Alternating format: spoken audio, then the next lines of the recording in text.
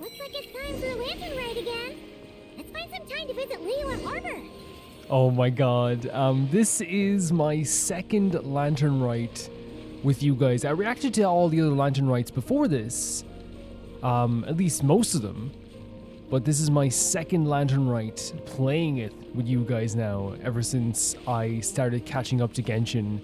Hello baby gangsters, this is Calvin, also known as Wanmin, and this is Genshin Impact, and this is the Lantern Rite, which I believe now should be here. Who is that? Who is that? I'm not gonna, okay, let's not read too much into it. Whoever that is. Okay, so we have the marker on the map. That means there should be a new banner as well, which we can definitely react to that at the end of this as well. But why am I walking towards this? I don't know. I'm just very excited. So there's gonna be like a new character. Usually like it's one of those situations where like when I go into the menu, I try not to look at the images too much because usually I have a bunch of people on it, but like, you know, there's no missing this. You're not gonna, you know, this is just one big character on the screen. It's not, you know, you're not gonna miss it. Usually I like go into the menu and look at the side text, but no, it's right there. I'm excited. I'm definitely excited. Why do I keep running there? I'm just gonna walk all the way there. We're going back to Liyue Harbor. Lantern Rite, I feel like for me is like Genshin Christmas. It's such a beautiful time. Let's get the good view here. I might come in at nighttime. Wait, is it not set up? Maybe we just don't notice it until nighttime. Maybe it's not set up yet. Let's wait until nighttime, because I think that's always the best time to come into the Lantern Rite.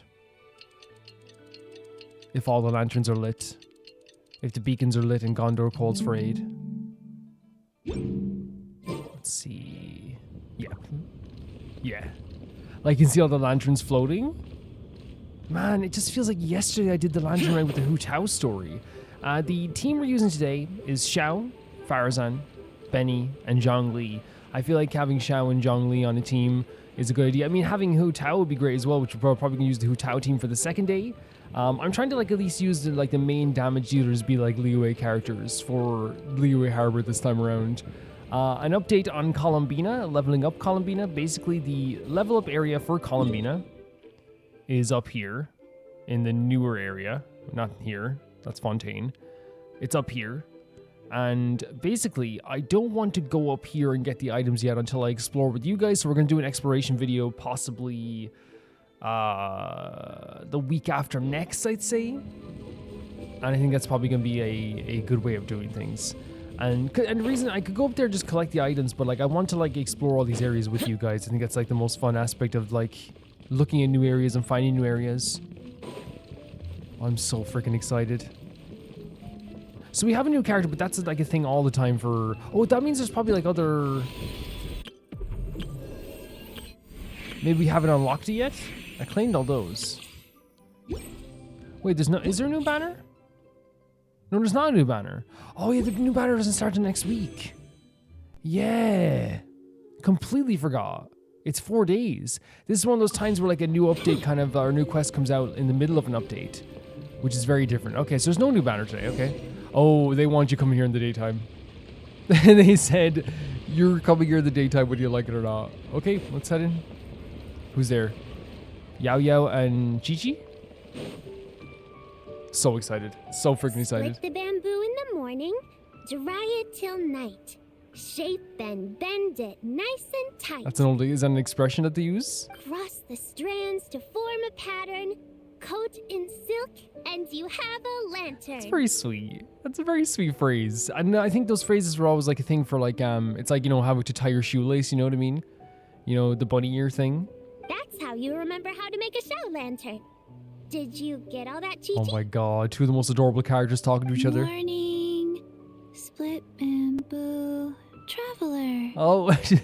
Then get silk, make paimon. What?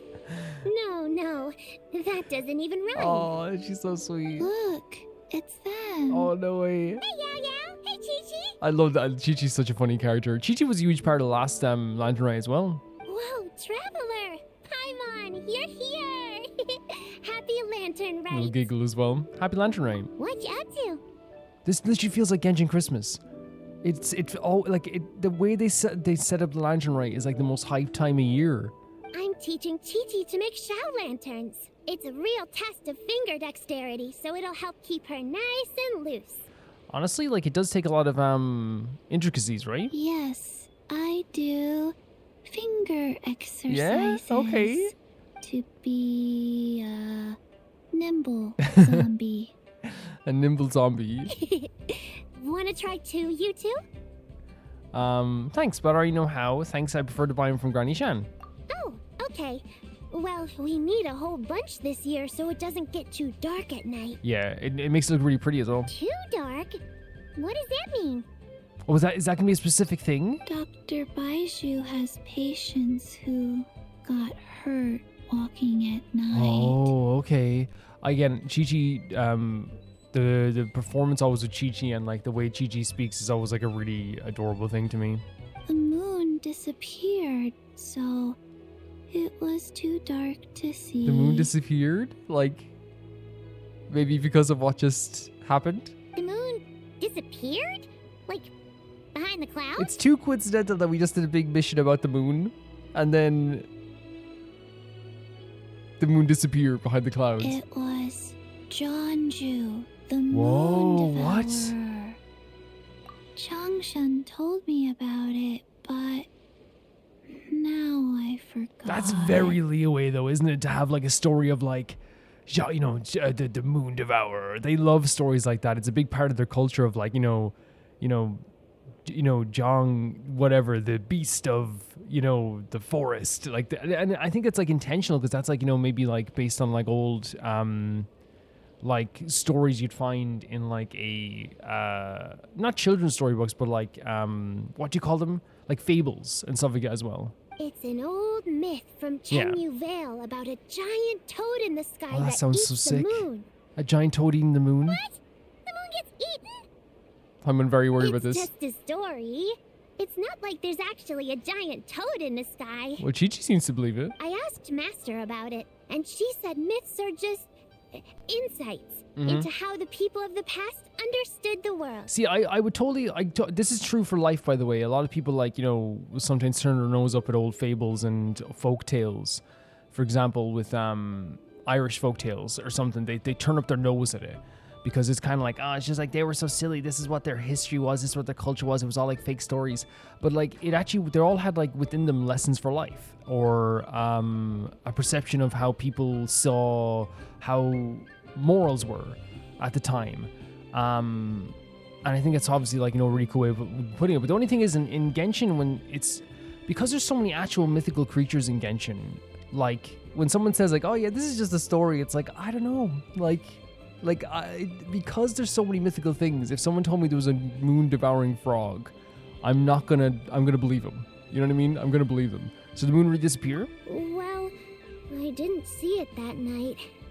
But I've checked several nights since, and it's been there same as ever. Was it like an eclipse or something? According to Chi-Chi, though, the Ministry of Civil Affairs sent someone to do some kind of serious investigation. So, I don't know. Maybe something did happen. That does sound like something did happen for sure. Ministry of Civil Affairs? This is starting to sound bad. Yeah. I mean, it means that there's some official investigation being done at the very least. It's okay. You can fly. Even if it's too dark, you won't fall and get hurt. Very insightful, Chi-Chi. Thank you so much. Honestly, like Chi-Chi looking out for Paimon, Yeah, exactly. So turn that frown upside down, Paimon. Or someday you'll get a whole bunch of wrinkles and wake up looking like an old granny. Oh my god, they're the Yao and Chi-Chi are so cute. What? Okay. No more frowning. You can frown as what you want. I think that's like, again, what they tell you again. And Liyue has that energy. Liyue has the energy of like people constantly telling you like those like stories and those folk tales and all that stuff as well. Like the whole thing of like, if you do that, your face will get stuck, if you make faces.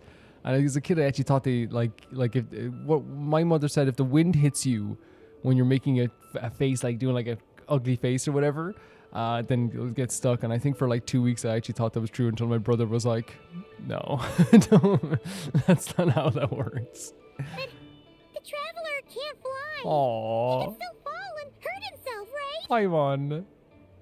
Don't worry. That's what the shout lanterns are for. As long as we make enough, Liyue Harbor will never go dark. And there's something so beautiful about, again, to me it symbolizes also the togetherness of Liyue and how like they become so self-sufficient that they, you know, them all making lanterns together is also a way to like protect each other as well. Yeah. It's very cool. And there's the giant lantern too. Giant lantern. Oh, right. I almost forgot. Look, this year's Grand Lantern commemorates the Adeptus who guards the moon. So sick. With her watching over it, the moon will be safe for sure. Isn't it crazy as well, like what they do in Genshin 2 with all the different cultures of non-Karai and Liyue? Like, there's different meanings of the moon. There's different protectors of the moon. There's different, like, you know, there's meanings to every part of the world. Like, you know, if you go to Mondstadt, you're gonna have a different, like, story for why, like, you know, what they focus on. They focus on the wind a lot. You know what I mean? There's like, it's really cool how in touch they are with their own culture in these different places. A white horse? Wait, so that's the white horse Adeptus? The White Horse Adeptus. Yeah. Legend has it she used to live on the moon. So if it were ever in danger, I'm sure she wouldn't just stand by and watch. Huh.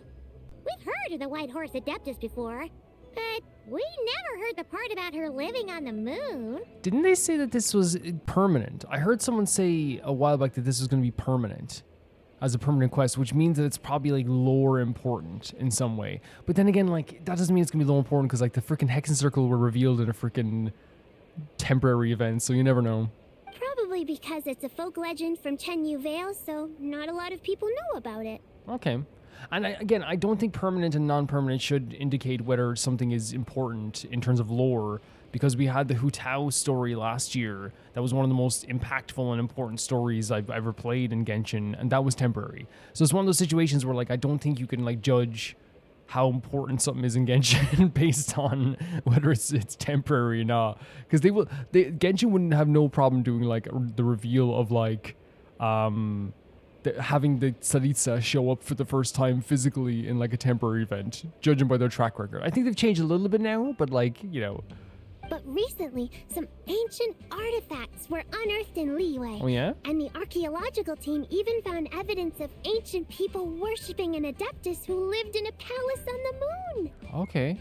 That sounds really freaking sick. It's kind of like how we write wishes on shout lanterns and release them during Lantern Rite. The White Horse Adeptus would descend from the moon in her jade carriage and grant people's wishes. Ooh! When did that happen? She sounds different from the other Adepti in Liyue.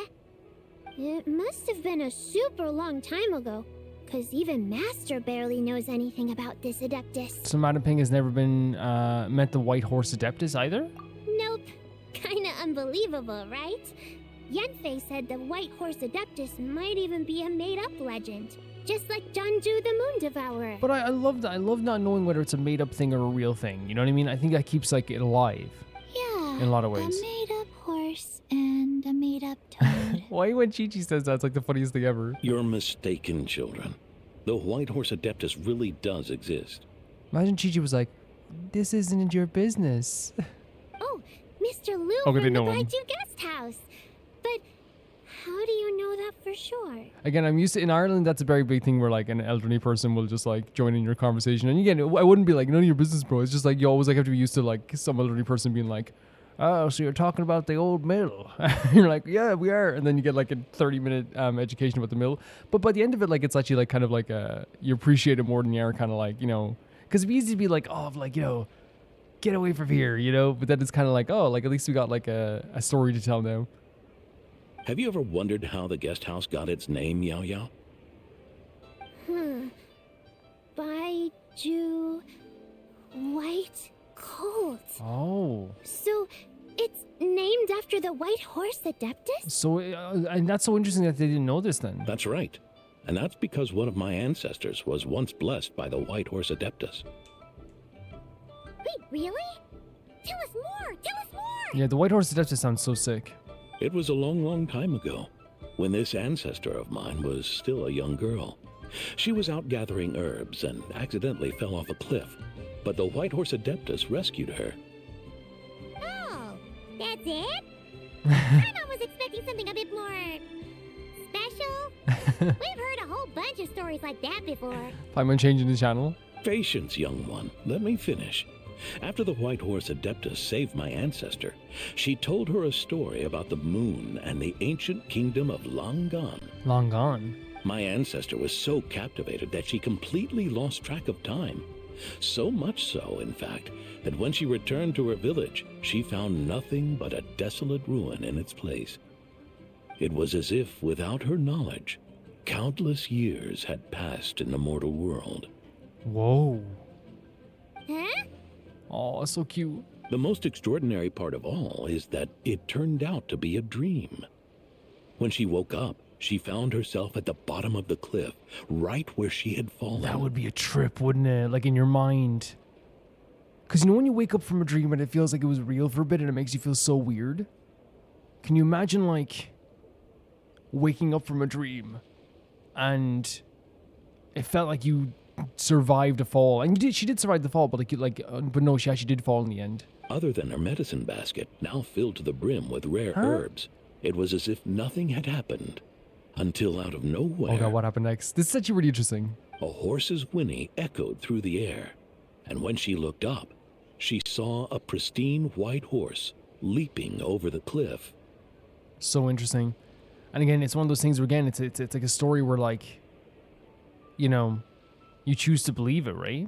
A white horse leaping over the cliff. She's adorable. She's so adorable. Wow, that sure is a crazy story. But now, it's starting to sound a bit too far-fetched. Paimon, I love you so dearly, but for me, again, it's like in Genshin, like, someone could tell me right now that they're, like, we just had a spaceship. We just sat in a spaceship on the moon. I'm you know, I'm willing to believe anything now. I will fall for everything now. Another skeptic. You sound just like my son. But I know it's true. Ancestral records don't lie. Yeah, I don't doubt it whatsoever. Again, as I said, I will choose to believe anything now. Wait, Not anything, so you know what I mean, but... Your son doesn't believe it happened? When I say I believe anything, I mean that it's more that I'm saying I would think anything is probable now. Don't get me started. Not believing is one thing, but he even wants to change the name of our guest house. It's a disgrace, I tell you, a disgrace. Oh, he's very frustrated about this. Why does he want to change the name? Well, it was getting about time for him to take over the guest house. And what's the first thing he does? Starts going on about how the name doesn't attract enough customers and how we're losing business to Wangshu Inn. It's kind of crazy that the son isn't wrong about the idea here, because even as players, I say that, like, we think about this inn less than Wangshu by a mile. Wangshu is the most famous inn in Liyue. Can you believe that? As if Baiju Guest House and Wangshu Inn aren't miles apart from each Yeah, other. you'd expect this one to be more popular, but again, I think we hear about Wangshu Inn in this game more than we hear about that inn, you know? Because this is like a central point in town, but then again, I feel like people are going to Wangshu Inn for the food and the scenery. Like, you can't beat that view in Wangshu Inn. You can't. Oh, what about something like the Geo Lord's Rest? Paimon bets that would get people through the doors. Oh, well, that's actually not a bad idea. Geo Lord's Rest. I like that. It's a good name. This isn't about getting people through the doors. This is about disrespecting our ancestors. Well, look, you're suggesting names. Get that look away from Chi-Chi. Don't be giving Chi-Chi those evil eyes. Oh, White Horse Adeptus, my wish is this.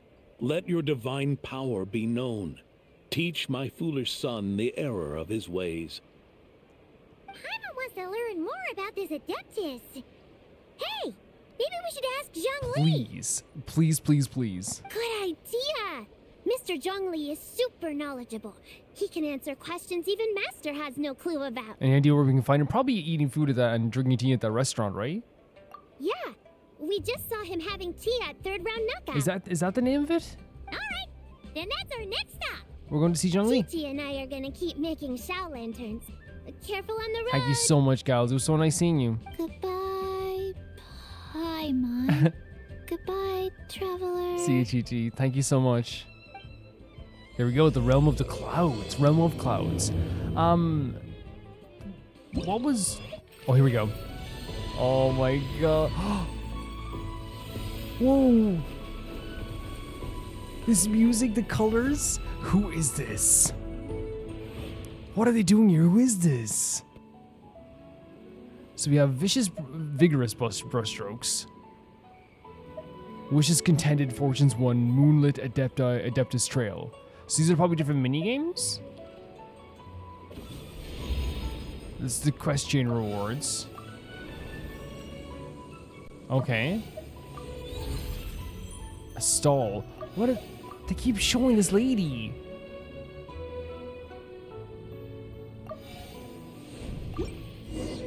So, we'll keep going with this story for now, and then we'll see the others, because that looks like maybe mini... do you think there's going to be, like... Because they don't show the mini-games here on the map, right? Do you think that, like, the mini-games are going to be different this time around? Because usually they have the mini-games on the map already, right? Maybe they're going to be different? Which, again, I'm not opposed to something being different. But yeah, one of the coolest things about Liyue, as I said, is the stories about that you can hear about their ancestry. The stuff with the white horse and the moon and all this stuff is like really, really cool. I also understand like why someone would want to preserve that idea of like the ancestry stuff and in terms of like the historical stuff. There's many places in Ireland that like to keep the buildings intact and the castles still built, and so you can still go visit them, and like all the historical buildings and all this stuff too. And I think it's honestly not a bad idea. I think that one of the times where it gets kind of like invasive, and I hope this doesn't sound anti like culture, but I think like, you know, yeah, and like the whole idea of like, you know, it happens in Ireland a lot, where like the idea of like wanting to like keep things a certain way, and a lot of people protest around the whole country whenever there's like a change that happens, right? Because they want to keep the historical things intact, because Ireland is like a very historical country. Has a lot of history in it. Like you go to like most counties and there's like a you know, a building of historical significance that is like so cool. Like, you know, you go to like say Dublin, which is like the main place in Ireland, and you'll see like literally like the GPO, which is the General Post Office, was a place where like the Irish Rebellion took place, and they still have bullet holes inside of the wall, and that's a really cool thing. But one of the things that like I always think that can become an issue is that sometimes like someone will try to like run a business in some place, and like you know, they'll try to like change one thing, and not about a historical building, but about like the area they're in, and there'll be like mass like protests or complaints, and it's like I think there's like a balance to be made between like preserving the beauty, and I think it should be always preserving the beauty of like our buildings and stuff, I guess, as well, in our old locations, but at the same time too, I think that like people should like also be given like a lot of, you know, leeway to live and to move forward as well, right? There's like a lot of things, and I think it's a good balance to take, a higher balance to take, but it's a good balance to take as well. I don't necessarily disagree with the son, but also at the same time too, I understand why his why the dad feels that way. You know what I mean? I think it makes perfect sense. Is this red carpet always here? Because it looks amazing. I understand. Yeah, the Lantern Rite being here is so beautiful. It's such a great time. It really feels special. It feels so special. I love festivals in Genshin. Like the Flower Festival last year was really fantastic too. Let us go to the third round knockout to talk to Zhongli. Yeah, I think that what we're going to do is we're going to do like obviously the quest, and we'll see what minigames we'll do as well afterwards. In fact, we might even do the minigames next time as well. We have like a bunch of days to do this. Everyone just sat down over there, by the way. Oh my god. Oh my god. It's Hu Tao. Oh my god. It's Xingqiu. It's Xiangyun. Oh my freaking god. It's Xiangling, Hu Tao, Xiangyun, and Xingqiu. What a freaking, like... You know when they say like Dream B rotation? This is just like Dream T rotation. You know what I mean? This is the Dream T rotation. Oh, I love Lantern Rite so much. And it's so weird. I love that Hu Tao outfit as well, by the way. I think I might swap him back and forth between the new and the old outfit, honestly. Lantern Rite is so special. Oh? Well, if it isn't the most perfect character who ever lived. Oh. Curious. Impressive, right? What happened? Xiangyun's legs don't touch the ground. What's with all the commotion What is over here? what's with the commotion? Oh, Traveler and Paimon! Perfect timing! I have something amazing to show Please, you! whatever you want to show us. What is it? Huh? What the? Heart of the Moon is black Whoa. Was it really eaten by a giant toad? Do you think it is like some sort of eclipse of some kind? I didn't expect you to know the story of Jonju the Moon Devourer. We just Paimon. learned it right now. Look at this. Look at this crew. Don't underestimate Paimon. She learned a whole bunch of things in Sumeru. I mean, we did learn a lot on their journey. But Jonju the Moon Devourer is a Liyue legend. Zip your lid. Me defending Paimon no matter what. You guys know I'm joking. I would never say that to Shanjan. But like, just me defending Paimon. Knowledge knows no borders, so... You tell him. You tell him, Paimon. You're right about that, Paimon. But this dark circle doesn't look anything like a toad to me. A toad's egg, maybe? But that's about it. Oh, Hu Tao. Obviously, Hu Tao is one of my favorite characters. I'd say top 5. So whenever I get to see Hu Tao, it's a joy. It's an absolute joy. It really is. Oh, wait, Traveler! You've been in Nodcry, right? The people there worship the moon goddess. So you should know what's going on here. This wasn't a thing in Nodcry either. Hu Tao, can I just say something right now, right? Your existence just makes me happy. Really? Not even in a place where people worship the moon? But there is a celestial phenomenon called lunar eclipse. Can I say as well how, like, again, why I always say Genshin feels so alive? You've been in Nodcry. People have heard of us traveling to Nodcry. We've talked to people about it. You know what I mean? We've talked to people before we left for Nodcry. The world feels more, rather than having them all go, you were in Nodcry, like every one of them be like, you were in Nodcry? Which is fine too if someone does it, but having like Hu Tao being like, oh, I know you were in Nodcry, makes the world feel like it was still moving where we weren't here. You know what I mean? That they were thinking about us. Rather than just having it be like, okay, let's explain where we were every single time we meet up. You know what I mean? Paralogism was a perfect example of that, where like the world keeps turning when we're not here. Oh yeah! Master told me that the tale of Jianzhu, the Moon Devourer, was how ancient people explained a certain celestial phenomenon. Which I think is so fun. It's such a fun way of explaining things. But what is it exactly? Some kind of omen of disaster? Nope, just a natural phenomenon, but the lunar eclipse seems different. How so? A lunar eclipse that usually starts from the outer edge. Oh, but in this picture, the moon is being covered from the center. So this can't be a normal eclipse. No, it definitely isn't. And usually, like, it would, well, I don't know if that's always true, but usually it covers the whole moon, right? Then it's still an omen of some impending Oh, calamity? please no. Please no. We never said that! Where did the fishes come from? Ugh. Some crazy customer left it at the restaurant. Just thinking about it gives That me is the kind of chills. creepy, isn't it? Attention, everyone. As the auspicious festival season approaches, I have an Is announcement this a to creepy make. customer? I, Lu Xiong, Beautiful am name. on the verge of becoming one of the most renowned archaeologists in all of Liyue Harbor. I'd get your foot No, off the table, though. scratch that. In all of Tibet. Like, really, I'm so proud of you, but I get the foot off the table.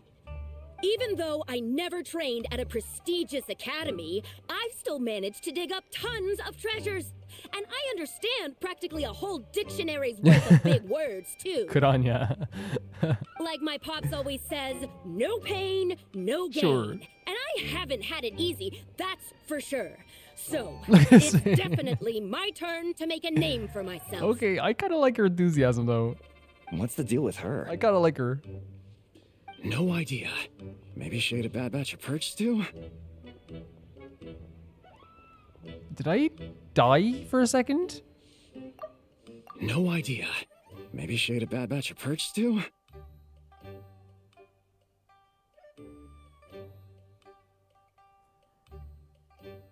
Did I? Like, what's happening to me? I had a fall yesterday, but it was on my tailbone, so I don't know if that... Like, it can't be my head. No idea. Maybe she ate a bad batch of perch stew? Maybe she ate a bad batch of perch stew, I think is what I'm hearing. It was just weird. You know what the disconnect is? He's saying it right. What he's saying is a full sentence. But what I'm seeing sounds like a few perches short of a stew. If you know what I mean. So it kind of like disconnected. So it's kind of like a Yanni Laurel moment where I was like, what am I hearing? Because all what I heard first was babba stew. Because again, all I was looking at was the text and expecting this. No idea. Maybe she ate a bad batch of perch Yeah, stew? okay. It was just a different text. What? You don't believe me? I kind of like her a lot. I'm telling you, I dug up I treasures kinda like from her. the ancient nation of Long Long gone. I even got a picture of Zhongli devouring the You gotta moon. believe her. No, I'm sorry. She's awesome. Long gone? Jonju? What is she even talking about? I love that everyone's just like, who is this? Sounds like she's a few perches short of a stew, if you know what I mean. Now we said the line. This happens sometimes. I'm not gonna harp on it. The only reason I harped on it before is because like legitimately like I just thought like he said gibberish for a second or it was like a broken line. But he actually said it's just they just put the wrong subtitle in. It happens. It's a short. It's a small thing. Doesn't matter. Who cares? So what? What if are you black doing? Perch stew is my favorite. Stop talking about me like I'm not here. Oh my!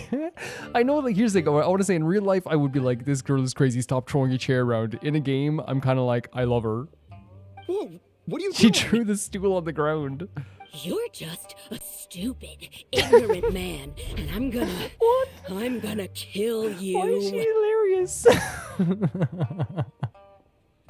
Young lady, you need to calm down. Shenna raising her voice. What? So you're looking down on me now too? How about I take you both out then? How does that sound? Don't ever talk to Shenna like that. But I don't get why this character is just like so aggressive. This is a place for dining. If you wish to take me out, you'll have to do it elsewhere. Oh my god, Shenna's like, respect the sanctity of this place. Why is it? Who is this guy? I need to know more about this character. Don't act like you're better than me. Do you know who I am? I'm about to be the most famous archaeologist in all of Liyue. No, to that. Like, I acknowledge she needs to be stopped, but I also acknowledge that she's the funniest character in Genshin Impact. Show me some respect. Like, what is wrong with her? What is wrong with her? It's respect you want? Very well. For the sake of the other customers, we'll do this Oh your no, you way. don't want to fight Shenhe. You do not want to fight Shenhe. She went for it. What? So Shen has started the fight? No, I don't see it that way. Not at all. Like, in my opinion, my take, if someone is in a pub or a restaurant and starts saying to other people, throws a chair and then says, I'm going to take you out, I'm going to kill you, and then turns around to someone else and goes, I'm going to take you out. If then they get like a punch in the face, that's their own fault. Like that, like if you walk up to someone, throw a chair and say, I'm going to kill you, and then turn and say, I'm going to take you out to the owner of the store or the worker in the store, and that worker hits you, at that point, you are in the wrong. For starting it, in my opinion. I know people say, well, Calvin, that's just words. Your words mean something. Your words carry weight. I know some people don't want to think that they do because they want to just say whatever they want sometimes. But your words carry weight and they carry meaning. They do. She had no choice. The woman pulled a shovel out of nowhere Yeah. and started going crazy, flipping tables left and right. She even injured 2 other customers. Yeah, and I 100% agree. Again, your words carry weight. Your actions carry weight. I know, like, in the law, they might side with someone else, but the fact is, if you look to pick a fight with people and someone gives you a fight, you know, it's like touching barbed wire and expecting not to get cut. Shenna did what she had to do to restrain her, then took her to the Ministry of Civil Affairs. Yeah, and like, why would you pick a fight with Shenhe? Thank goodness Aunt Shenhe was there. Aunt Or Shenhe? who knows what might have happened. Aunt Shenhe is so lovely. Yeah. I started cleaning up after all the commotion, and that's when I found this photo. I thought it might be the one she dropped, so I rushed over to show someone. She said she took a photo of Zhongli the Moon Devourer. This must be it. So it's not a... It wasn't that she left I thought she left a photo, like, ominously. She just dropped it. Can we really trust what she said, though? Clearly, something is going on with her. Paimon's got a point. It sounds like she wasn't acting right at all. How do we know she wasn't possessed by some Oh, kind there of she is. evil spirit? I love that, like, I wasn't even gonna say it, but it's like, Hu Tao hasn't done her weird girl energy stuff yet, which, by the way, if there is any weird girls out there, we need weird girls in the world. We need representation of weird girls. They need to be here. They're not only valid, but we love them, you know? Aunt Shenhe would have noticed if she was possessed. I guess so. All right. Aunt Shenhe is crazy. But I love what it. about the part about Long Gone and the treasure she found? What about it? What if she raided a tomb and dug up some super special relic, then got herself haunted by an ancient ghost? Oh my god, look at her pose even here as well. Her nails are always gorgeous though, aren't they? They're really, really pretty. One so powerful that even Miss Shenhe couldn't sense its presence. I mean, after what happened last year in the Lantern Rite and what's happened since then, you know, with all the different spirits and ghosts and stuff, like, again, as I said, I don't doubt anything. Your imagination is something else, Hu Tao. Why would an ancient ghost come to Wanmin restaurant, huh? To eat my blackback perch stew? Maybe. It tastes good. Hey, it could happen. I'd want to eat your food if I was a ghost. Their friendship, by the way, means so much to me. Like, they're so close. Wait a second. She mentioned the ancient nation of Longon, right? Paimon's heard that somewhere before. We heard it during the conversation with Chi-Chi and Yao Yao. You know what? My brother mentioned that some ancient artifacts were unearthed in Liyue recently. Mostly colored glass, fine jade, and bronze relics. Should we check that out? Some of the text inscribed on them has already been deciphered. There were some poetic verses, but the word long gone popped up as well. See, I think what's happening here is that the translation in some cases, and again, as I said, it's not a big deal, but the word Jade popped up as well, is probably like what they were trying to do with the text. The text translation clearly isn't like matching all the time with the audio translation, but I'm guessing like we go with long gone more than Jade, possibly? So, does that mean this Longon place is real? Still, Paimon knows we've heard the name somewhere before. Do you remember, Traveler? Yeah, we heard it just like I know. I want to say a few minutes ago, but like I'm guessing they probably thought a bunch of people were going to do like a bunch of the mini games first. But yeah. Right. His ancestor heard about it from the White Horse Adeptus. The White Horse Adeptus? Oh, so you must have been to see the giant lantern already. I've seen it. It's really beautiful. Yep. And it turns out that the White Horse Adeptus is super mysterious too. Even Madame Ping hasn't met her. Wait, I thought she was the gold-eyed Celadon mare of the 8 Adepts. The gold-eyed Celadon mare? That's just the interpretation you believe in, Hu Tao. There are other theories out there too. Again, that's awesome though. That's awesome that there's other interpretations and other beliefs. That's awesome.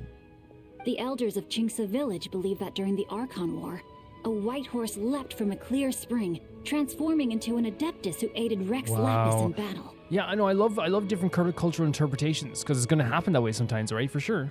In Chenyu Vale, some of the tribes take her to be the daughter of time and trace her deeds to an even earlier era. Daughter of time. Yet in other ancient texts, including the relics I just mentioned, she appears as an emissary who listens to mortal wishes, bestowing the blessings of the heavens and moon upon the mortal realm. So there's lots of different, and again, this is perfect. This is perfect. Showing, like, because again, this is what happens in real life. Fables and stories and legends get passed down through different families, different cultures, and they change depending on the world. I'm watching a show right now that literally had like, they have a different interpretation of who, the village they went to had a different interpretation of who the hero of the world is compared to who everyone else thinks is. Which is why we write our wishes on Shao lanterns. Okay. That's so complicated. So what's the verdict? Which version is the truth? I'm afraid there's no definitive answer to that. Yeah, but that's, again, it's beautiful to me. You two have been all over Teyvat. Do you have an idea? Again, I love that they keep asking us because we've been so many places. No, sorry. We were actually on our way to ask Zhongli. He knows even more about this kind of stuff than us. And yeah, it's Zhongli. Ah, looking for a consultant, huh? He's having tea with Miss Linlong. Oh. Shigu Antiques is hosting an exhibition tonight. Very cool. Again, I can't get over that I'm just standing in front of Hu Tao. I wish that I honestly, like, I wish that every single mission could have, like, Hu Tao and Navia. They're just, I feel like they're two of my, like, comfort characters. You know what I mean? And I don't think I understood comfort character until years ago, but, for sure, that's how I would describe them, as, like, my comfort characters, honestly. They make me feel joy constantly. An exhibition? For what? All those antiques Sing Show just mentioned. So if you head to the big ship docked in the harbor tonight, I'm sure you'll find him. Thanks, Hu Tao. We'll check it out. So, where to next? How about we go to the Ministry of Civil Affairs to ask about the White Horse Adeptus? We might be able to find out more about the recent moon situation, too. Sure. If you're heading to the Ministry of Civil Affairs, could you give them this picture for me? No problem whatsoever. No problem. Since it belongs to that customer, she deserves to get it back at least. Oh. It might even help the ministry with their investigation. Yeah, of course. We can do it, no problem. And I love that, again, that's totally fair. Even if she, like, did something wrong, of course she still deserves to have her possessions. You can't just take her possessions, you know? All right, we're off. Oh, wait! I almost forgot! Happy Lantern Rite! Oh. Who's how Happy Lantern Rite? Thank you for existing, and thank you for just being you, okay? Thank you for just existing. Thank you for just existing, okay? Okay? She's like, but I haven't done anything yet. No, just existing. Thank you for waking up this morning, okay? Happy Lantern Rite, guys. Have a meal with us when you're free. I'd love that. As I said, dream tea rotation. We'll be there, or we'll be, square. Yeah, we'll be square. Thinking about it now, could it be possible that photograph was a fake? I wonder. A fake? You mean like the customer fabricated it to gain academic I recognition? mean, it's possible, right? Nice one, Chongyun. I never even thought of it like that. Like, anything's possible in these stories. How about we go check out that place tonight? I know exactly where it is. Oh, that sounds so fun. Like going on a trip with your friends to see something like haunted or spooky or scary, you know? All right. I'll get scolded if I get home too late. You get scolded. Live a little, Singcho. You act like this is a first for you. Worst comes to worst, we'll get Xiangling to cook you something delicious. What's so funny about okay? I always forget that Xingqiu is like a high-ranking member in his family and has to abide by family laws and rules and being dignified and all this stuff. Well, when you put it like that, I suppose it's worth the Yeah. risk. You were just waiting for the promise of free food, weren't you? Fine. It's a plan then. We'll meet up tonight. Lovely stuff. Yeah, like as I said, like that type of stuff is what I love so much about Liyue culture. Is there's so much of an emphasis on like these folk tales and stories, and they change throughout times. And people have said they spotted them, and maybe some people haven't. I saw them doing this. I saw them doing that. They were over here last time. You know, like that type of stuff is like what I really love a lot. Are they still here? I just wanted to see if they were, you know, you can talk to them again. That's what I love about the Liyue and like how they always portray like those fables and stories. And there's fables all over Genshin, but I feel like Liyue really puts an emphasis on those like stories. Like there's a story every 2 seconds in Liyue, you know? And maybe it is because it's a storytelling region, you know, 100%. But I love how they're like, you know, not only put an emphasis on the idea that like everyone has a different interpretation of the stories, everyone has different ways of looking at the culture, but also they looked to us and said like, hey, you've been everywhere, you know, man. Like, do you know anything about it? Which again makes sense. And it's why I say this world always feels alive. They don't like pretend the traveler is just still like this like new hero, or that he's just like a basic hero. He has been so many places around the world that like they go to him for consulting now. Hey, what do you think about this? Hey, what do you think you try this? Oh, have you seen anything about the moon? Like again, I said when Genshin makes the world feel alive, they do it by acknowledging that the world exists outside themselves, and also showing the changes in the world. When we first got to Liyue, there's no one in Liyue asking us our advice or asking us for an interpretation at all. But things have changed because our character is like more experienced, 100%. I love the way they set up this place with the Lantern Rite. But yeah, let's go to Yunjin Terrace. I'm having such a good time with this already, though. Seeing all the characters from Liyue. I'm guessing that like I wonder if like they talk about the daughter of time, right? That's another thing they talked about as well. And I wonder if like, and just me guessing from Genshin, right? Like the character that shows up here in the Lantern Rite thing, there's a possibility that they could be talking with them. And again, it's one of those things where, like, as I said, I usually try to avoid those pictures by just looking at the side thing. But it's one of those situations like where like there was no avoiding that big picture and then going into the UI menu for the minigames either, you know? I love this place. Liyue is still so pretty, isn't it? It's hard to not just have this like really unbelievably, like this location that we've been to so many times be so gorgeous. Yeah, I wonder. But then this Daughter of Time, like when I think of time, I think of like, I think of Istaroth, I think of Venti, I think of the previous summer event we just did. So I wonder if Daughter of Time is just like a different interpretation of like the idea of like time, and maybe it's maybe there's someone else who was like bestowed power by Istaroth. Maybe someone else has, or maybe it's a thing that's separate from Istaroth altogether. The thing is, I don't think anyone would blame. Why am I going this way? I don't think anyone. We're just going on a little trip. I don't think anyone would blame me for thinking time Istaroth, time Venti. You know what I mean? 100%. I don't think anyone's gonna blame me because we went the wrong way. No, let's keep walking. Look, we can keep walking. We're here in Liyue. I want to walk. You know what I mean? We're here in Liyue. I want to walk. We're playing a Shao. I want to walk. You never noticed the physics that much on his mask. The way it like bops there. Look. It's really cool. Really, really cool.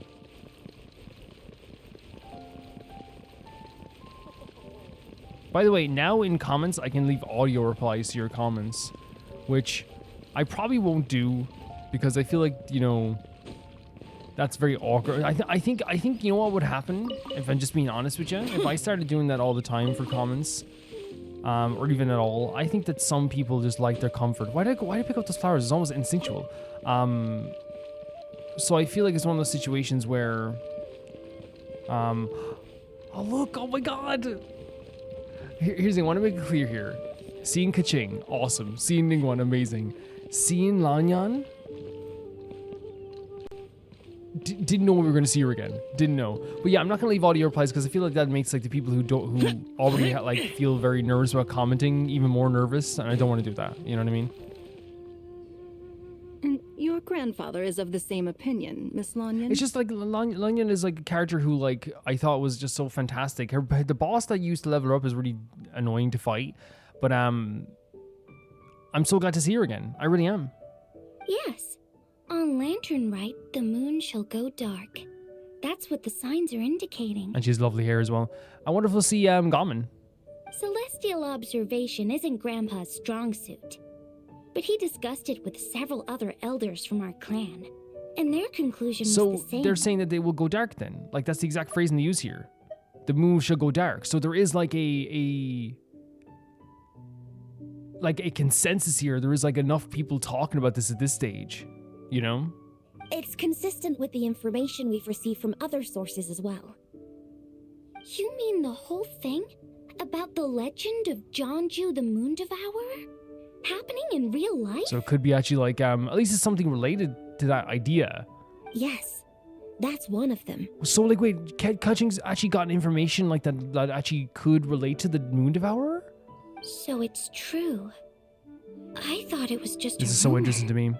I love this. It's like not only legends coming alive, but like it becomes more and more apparent that like this stuff with the moon is like, you know, real. It's real in some way, you know? It's true. But right now, the bigger issue is that all our sources indicate the phenomenon's gonna happen again. Oh no. I'm not sure this bodes well. Honestly though, like this adds credence to it. It goes from a legend to very serious. Let's remain optimistic for now. We're making progress interpreting the artifacts, and Ganyu is consulting with the Adepti as we speak. Okay, so everyone's got a big plan here. The essence of elegance, right? The absolute definition dictionary of elegance is this character. She has such a great color coding. I love it so much. Besides, apart from the incident at Wanmin restaurant, there haven't been any other moon-related disturbances. Okay, so it's like Ningguang's kind of like being a very good leader here. It's kind of like there's stuff happening, but let's not go too crazy yet, which I think is fair. Ningguang, Kaching, and Lanyan, you're all here! Yeah. Oh, Traveler! And Paimon! It's been a while. Happy Lantern Rite. It's so fun to see these characters. It always is. Yes, happy Lantern Rite. What brings you here, though? I thought you'd be in the harbor enjoying the Shao Lanterns. We're also here to come talk about the exact thing that you're talking about as well. We came looking for Zhongli.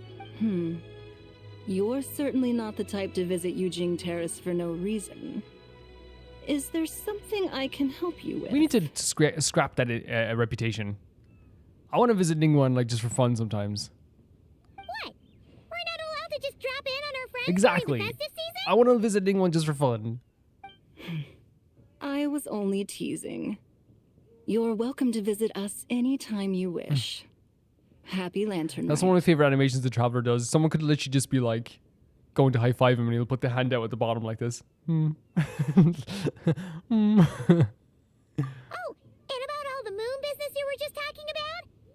something to show you.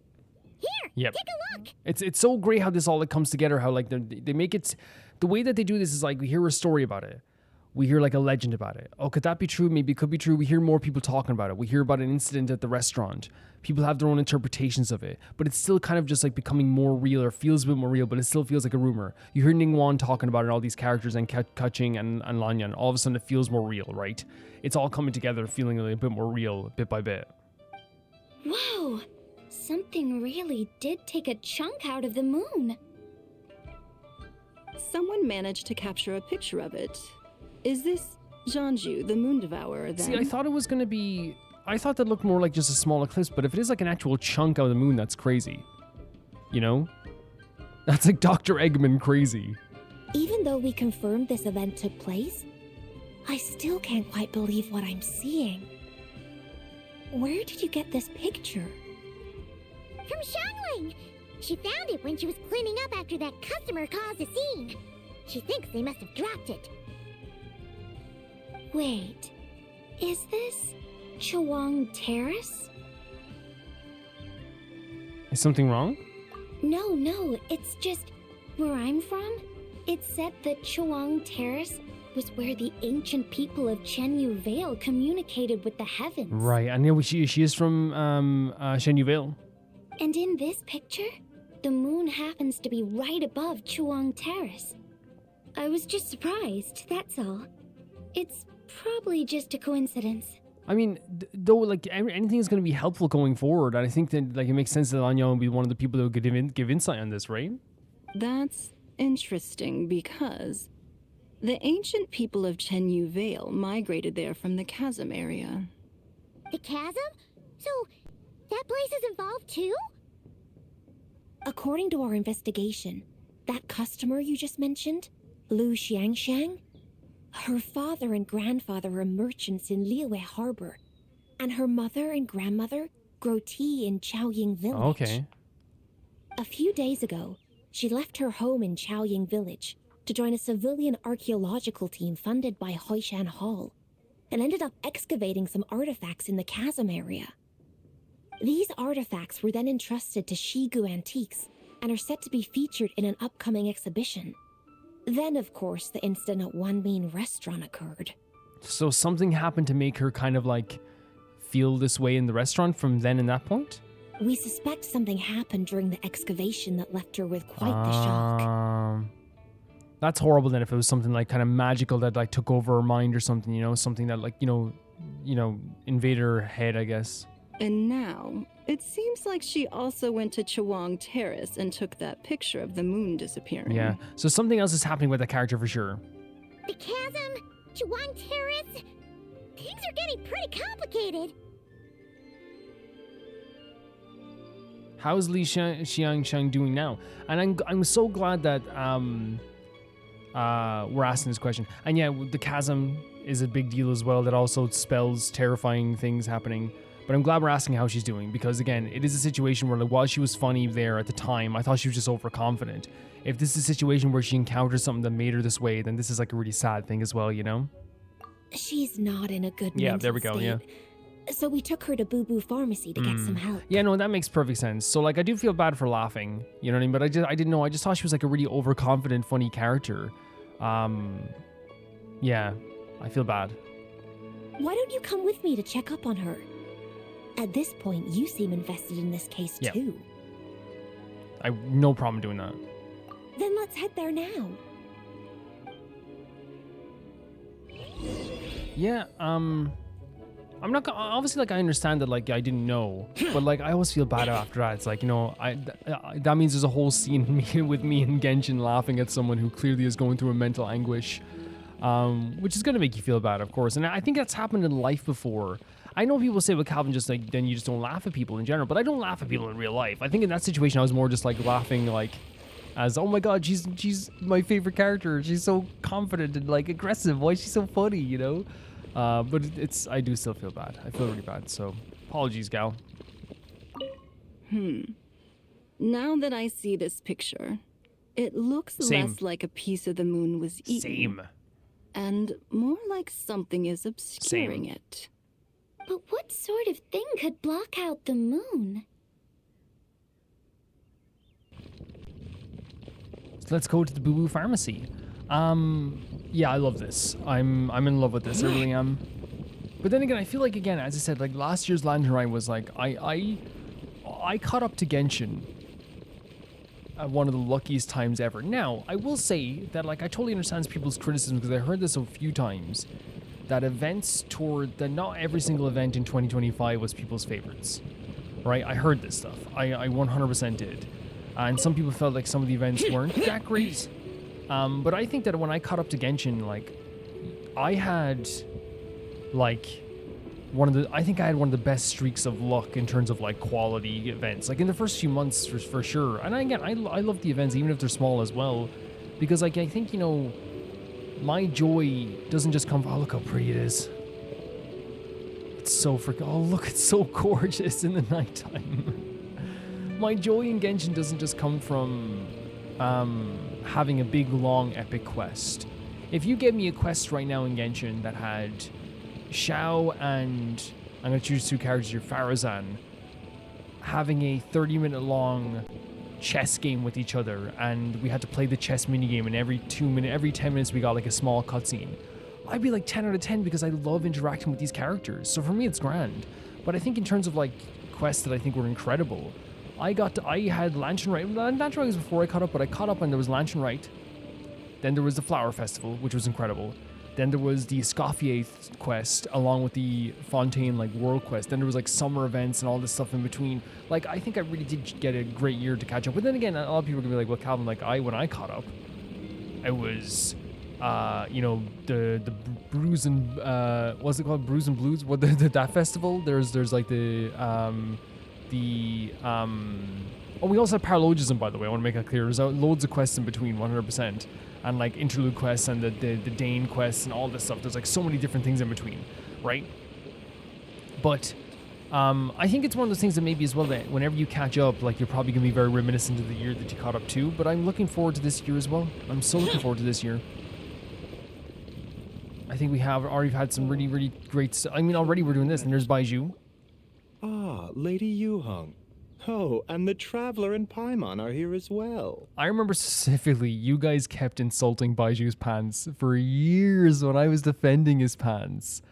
All the time. I would like say I love his pants and you guys were saying you hated them. Right? Like when I remember also I said that like you all guys on the comments were like, Nahida should be put in a cage, and like cruelty, you guys would say all the time. What a pleasant surprise.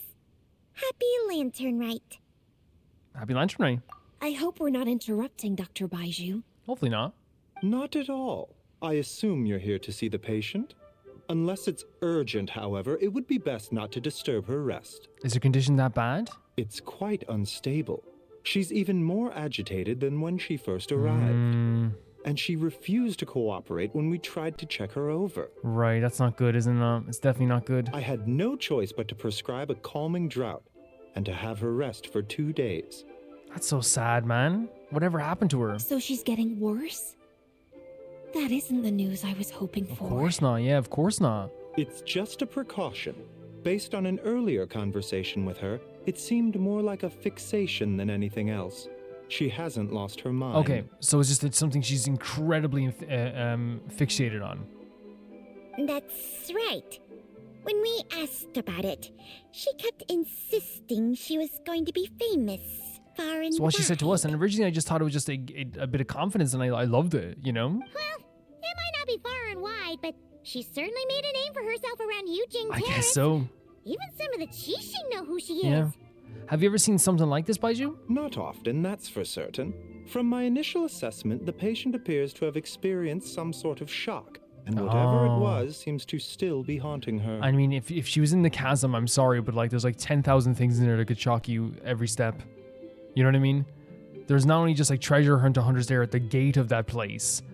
It can get very terrifying in there. But what could have caused such a thing? The relics from the chasm? Or the moon above Chuang Terrace that night? Come back in 2 days, and you might just have your answer. 2 days? I suppose that's all we can do for now. We'll take our leave then, Dr. Baiju. I know the next chapter's in 2 days, so are they actually saying, it's not that they're going to say like 2 days? You have to like wait 2 days to do it? Of course. If you need anything else, don't hesitate to stop by. The joke, by the way, originally was that I said I didn't like Baiju's pants. Aren't they being featured in an exhibition tonight? Yeah. That's right. Are you planning to attend? I guess we are now, right? Yeah. We wanted to have a talk with Zhongli anyway, and now Paimon's even more curious about these relics. Would you like to tag along? Yeah, like as I said, the chasm stuff is terrifying. It really is. And yeah, to explain the joke, my first ever time I was like, oh, I'm not a big fan of this design. I'm not crazy about it. Was Baiju's pants. I love Baiju as a character. Like, I think he's fantastic. His story quest is one of my favorites. But I remember it became a whole thing. Now, luckily, because my audience is cool, that it didn't turn into a thing where it was a rivalry between me and my audience, which I see that's happening sometimes where creators will have a real hang up about people disagreeing with them over a character design to the point that it becomes an argument and it becomes such a thing that's not even fun anymore. But it actually became an inside joke with the audience for a while, which is really cool. And I much prefer it to be I much prefer me being hey, I'm not huge on this design aspect. I'd rather it be a thing where people make fun of it and make fun of me playfully about it. Oh, Calvin likes this thing, but he doesn't like that thing, rather than just being F you, Calvin, and me being F you, which just wouldn't be fun. You know what I mean? It wouldn't be fun. I would, except every item in the exhibition had to be registered with the Ministry of Civil Affairs. So I'm afraid it's been spoiled for me. Okay. I reviewed them all myself. Would that also technically be a reason you couldn't join the exhibition because you would know all of them beforehand, maybe? There are some rather peculiar artifacts, that's for certain. We're still working on decoding the ancient text that appears on them. Yeah. The word Jade appears a whole bunch, doesn't it? So we have to take it as Jade. Because earlier on they said the word long gone was on it, right? Huh? How did you know? Shincho told us. He said there were some ancient poems on them too. So if there was Jade, that would make sense too. If there's Jade written on stuff found in the chasm, that would mean that they're related to Shen Yu Vale. He's quite well informed, isn't he? Well, he's right. We believe they're direct references to the ancient nation of long gone. You see what I mean? I maybe I'm just maybe it's not again, I don't think it's a big deal. We can interpret it. It's not a big deal. But I think also I would if you guys think you interpret it a different way, please let me know. I think the actual word they're using is long gone.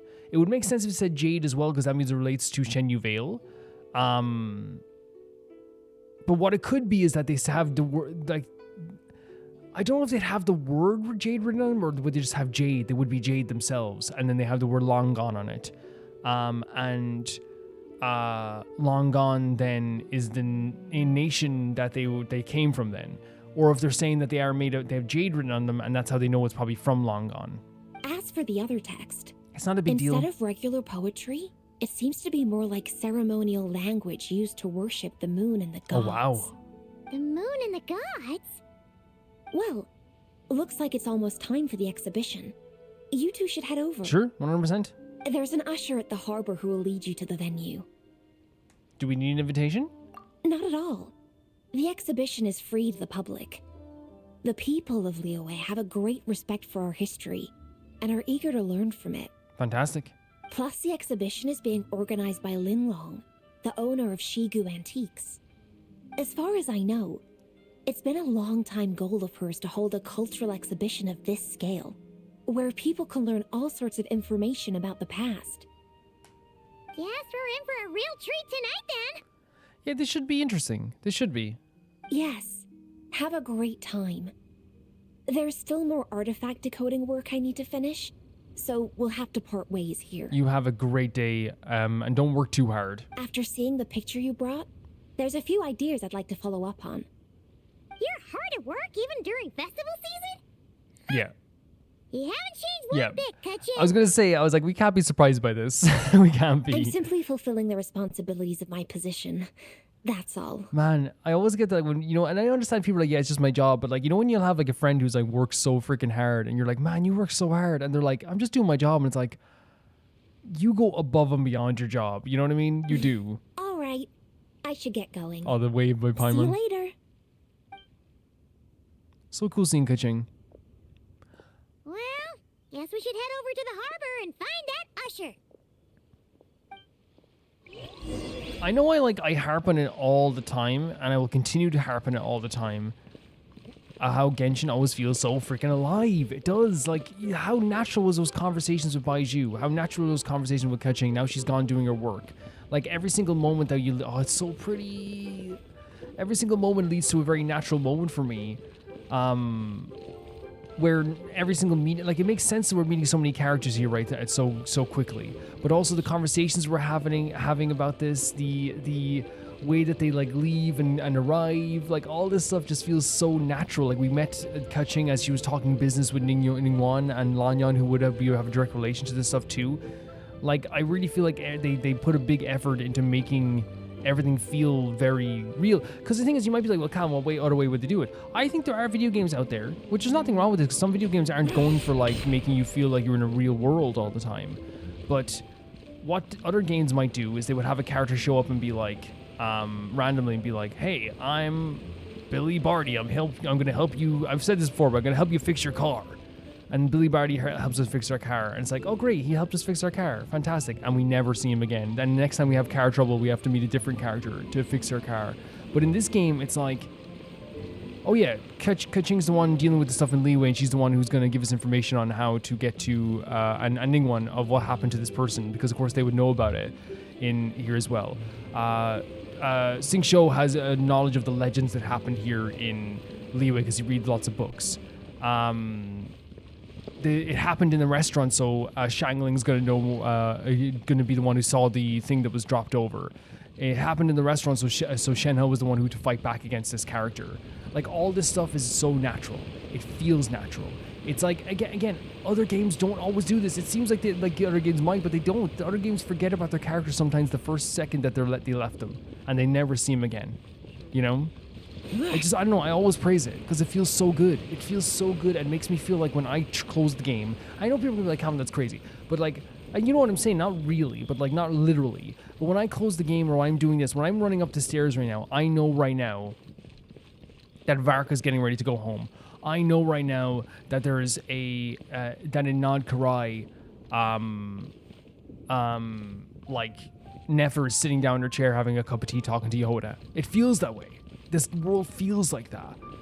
Why am I going here? Why did I think, you know why I went here naturally? Because the exhibition is usually there. There's always, the last time we had like an auction was there, right? So, that's my bad. We get to go into the beautiful lights at least. Here. That's right. I told anyone if they flinched, I'd kill them.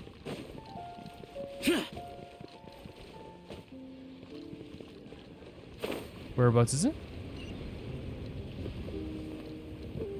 Worthless. Right here. Ah, here for the exhibition? I can take you aboard. I know someone's gonna say, well, Calvin, they mentioned it was on board here. It was just a natural instinct when I hear exhibition to... Oh, I forgot we have the new outfit as well. It just didn't appear in the cutscenes. Yes, please. After you.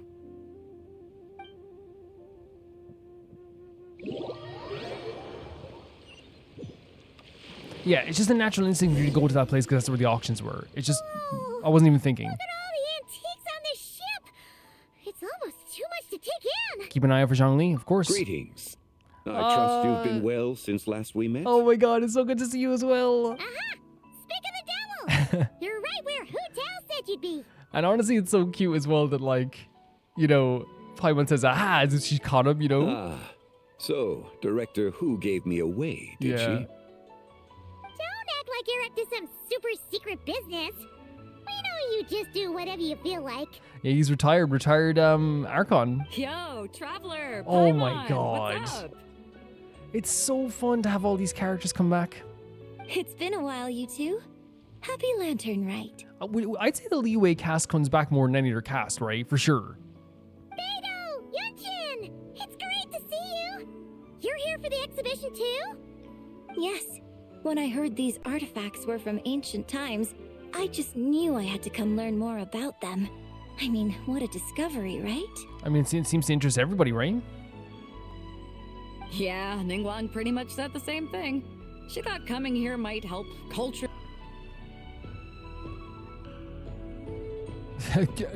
Baidu being helped culture up is actually hilarious. And you know for the fact that, like, this is like, you know, playful bickering for But sure. as you know, I'm more of a fists and punches type of person. Sure. I doubt one exhibition is gonna change that. You gotta be you. You're too modest, Captain.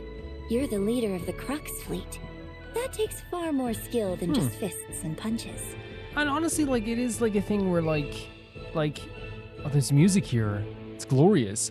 I do think it's a thing where like people underestimate like people who have to like, you know, do more violent or physical jobs sometimes. It does take a lot. It takes a lot. Plus, at the end of the day, you still decided to come, even though you didn't have to listen to Ningguang. Like for example, you know, again, I don't know if you've ever seen the Office, the American Office, where they look down on they sometimes look down on the warehouse workers. Not everyone does. Michael does. And what's so funny is like they look down on Daryl, and like Daryl is like has to deal with so many things like timing issues, workforce issues, safety issues, all of these thoughts that have to go through his head, and much more than that as well. And it's like, but from the outside, people go, "You just work in a warehouse," and it's like, dude, like, do you understand? Like, if you do one thing wrong, you set like you literally if you do packaging wrong in the warehouse, what legitimately happens is you will set your whole team behind like 3 hours. And Ningguang, like that, sorry, that's what I'm saying. That's what I'm saying. Like, it's like even though Baidu is like looking down on herself here a little bit or talking lightly about herself, even like the more like physical jobs take so much thought. Well, she's the Tianquan. If she can't even get an average ship captain like me to do her bidding, how's that gonna look? I guess so.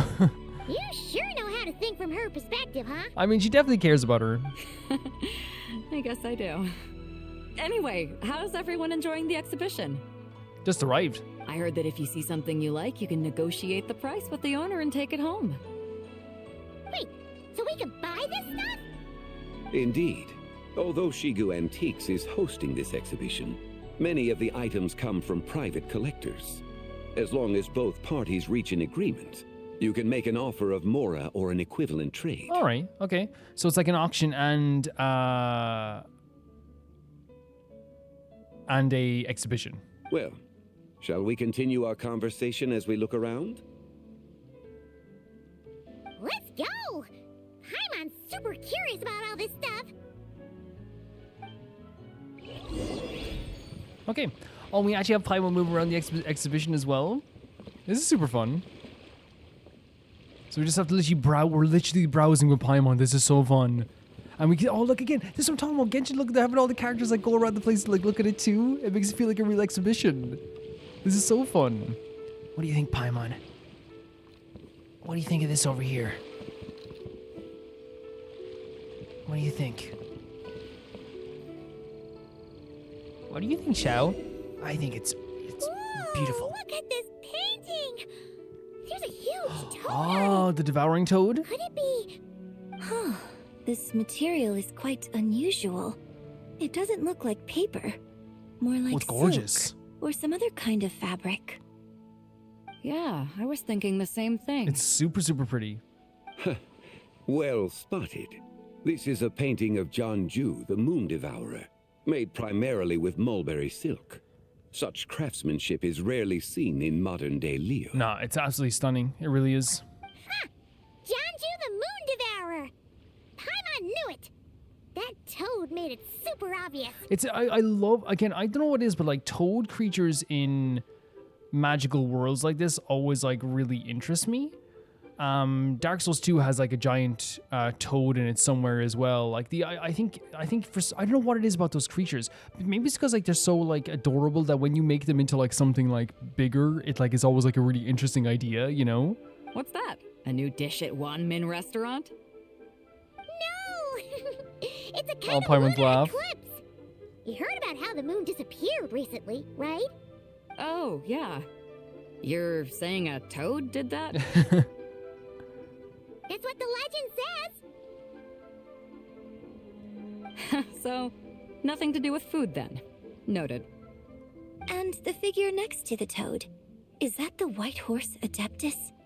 From the stories I've heard, Her palace lies on the moon. I can't get over how pretty this artwork is and how like they made like even like the you can do this. I know with art as well, but like how they made her glow. That would seem to be a logical assumption. Was this excavated from the chasm? No. In fact, this item was discovered in Chenyu Vale, and many years ago at that. Okay. Oh, so it's from Chenyu Vale? Actually, that's not quite right. You see, this painting is primarily comprised of mineral-based pigments, such as cinnabar and azurite, which are usually found within stratified rock. This suggests its place of origin may very well have been the chasm. So it was from the chasm, but was found in the Vale. You could have just started with that. I think it's actually a good explanation though, Paimon. Like the idea of like it's like it was discovered in Chenyu Vale, but it was found in the chasm. To me, that one, I know what Paimon is saying. It's like, well, I asked was it excavated from the chasm, and then you said it wasn't, but now it is. I totally get that. But I actually love the long explanation because that means someone from the Vale brought it to the Vale from the chasm. You're as knowledgeable as ever, Mr. Zhongli. I had only ever heard the legend of Zhongju the Moon Devourer, but now seeing it depicted in this painting, I wonder. If I purchased it, perhaps it could serve as inspiration for a new opera. Though I'm not quite sure who the painting belongs to right now. I would love to see something like that, honestly. A splendid idea, Miss Yun. Perhaps in lieu of Mora, you could offer the lyrics to said opera as recompense.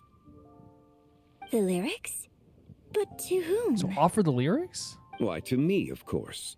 I am the owner of this painting, after all. Wait, so you're one of the private collectors of the exhibition? No wonder you knew so much about the painting. That's why he was able to explain so much. Well, I guess like I wouldn't be surprised if he was able to do it anyway. Look how cute Paimon is. Look how cute she is. But lyrics in exchange for a precious antique? My work could never possibly be of equal value. I mean, I'm not trying. Again, I hope I'm not sounding like crazy with this too. Like this is Zhongli, right?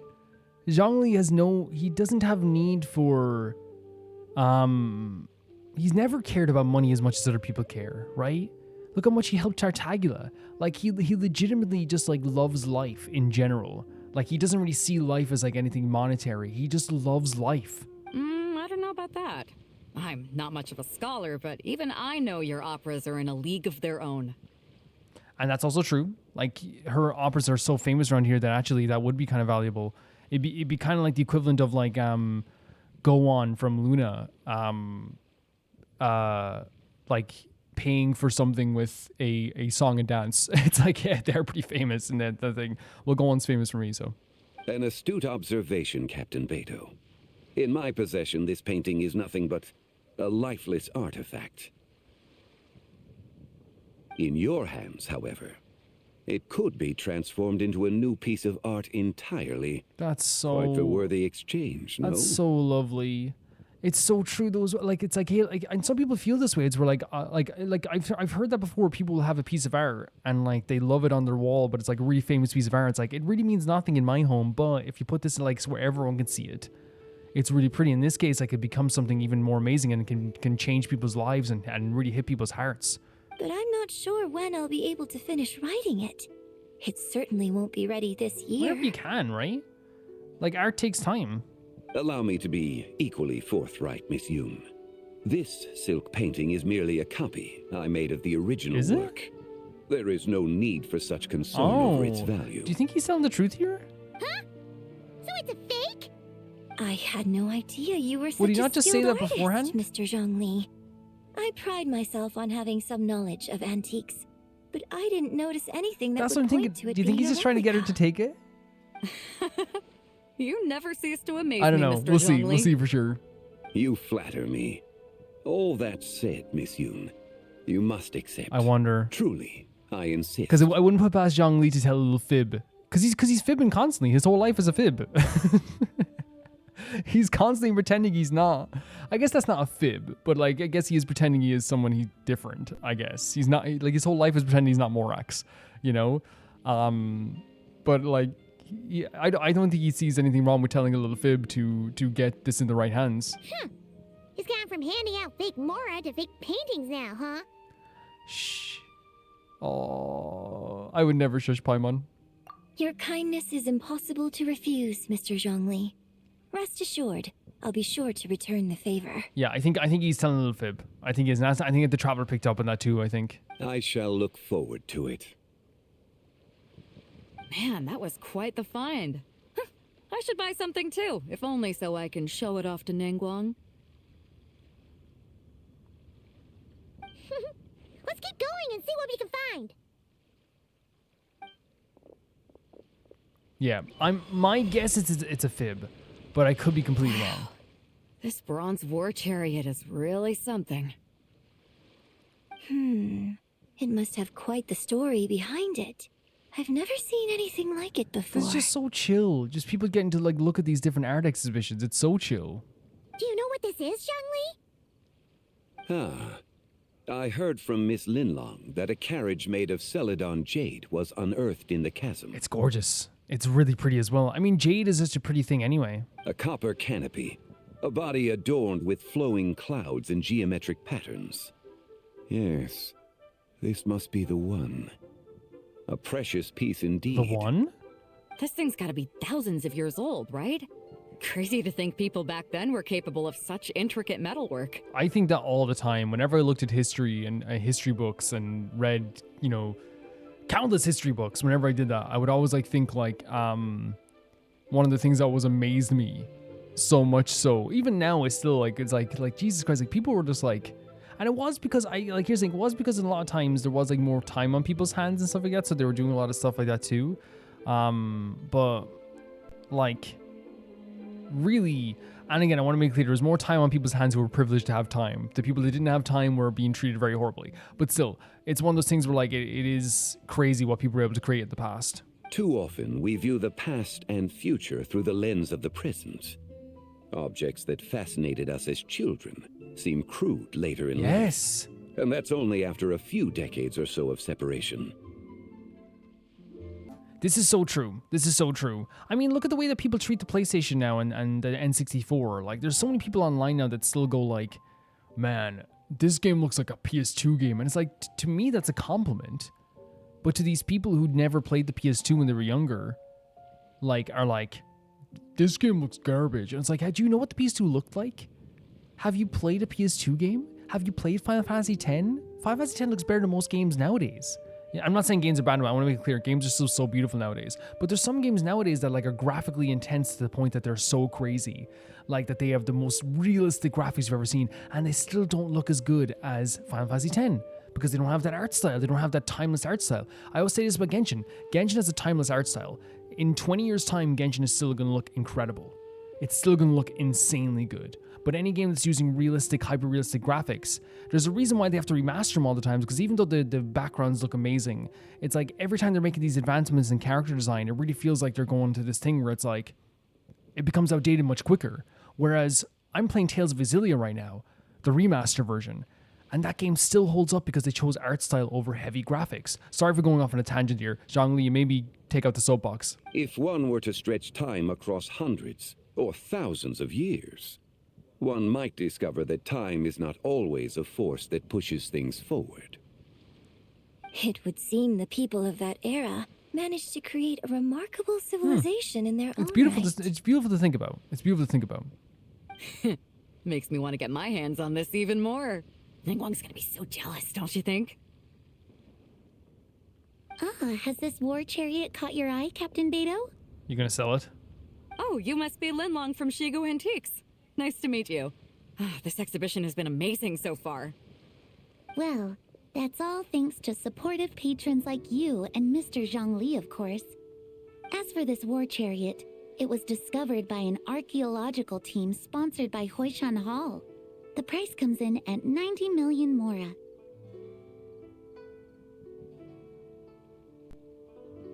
Yeah? How much? Yeah? 90 million? Woo, looks like my eyes were a bit too big for my wallet. Hot take, right? I don't think, unless it's for charity, I don't like the idea of art being that extortionately expensive. I really don't. I understand ancient artifacts have importance and stuff, I guess, too. But like, I think if it's a charity, yeah. But like, man, 90 million. Quite a bargain. And I understand it's like historically important, Zhongli. I understand this, but 90 million mora. A bargain? 90 million more I could feed Paimon for like 1,000 years. I know Zhongli isn't thinking about this because Zhongli's thinking about the art and how he's probably he's from those eras as well, right? So he's thinking about the importance in that way. But like, can I say that like for me personally, it's like, yeah, that 90 million more could feed Paimon for thousands of years. It could also like feed tons of families in Liyue for years. It could like improve infrastructure. It could do anything. If you have that much money, like pump it into something, give it to something, you know? Not that he wouldn't. And if you I know Zhongli would. went on an eating spree that long, perhaps you'd be considered an antique worth that kind of mora too. Paimon is worth more than any item here. You could combine all the items and you would only get to a 2% of Paimon's worth. What, 90 million? Nuh-uh. Paimon's worth way more than that. Yeah, she is. Way more. Well, if Mr. Zhongli thinks it's a good deal, I'm sure it's worth it. And again, I think it's beautiful that Zhongli does think it's a good deal because he's from those periods of time. He was there, you know, like so long ago. But I still think that if you have that money to pay for this, please pump it into something else. Please. Beto's putting way too much faith in Zhongli. What if he's only here to drive up sales? Again, the shush, are we like... I'll take the chariot, Miss Linlong. Someone will come by with the payment. Quite the discerning eye you have, Captain. After the exhibition ends, I'll have someone deliver it to the Alcor. I probably missed it. Did they talk about this being for charity as well? Again, I hope it doesn't seem like I'm judging people who buy this art. I'm judging Baido. That's not my plan here. That's not my plan. Instead, what I'm doing here is just saying that I would personally rather they pump it into something else. You know what I mean? That's what I would rather do. For me personally.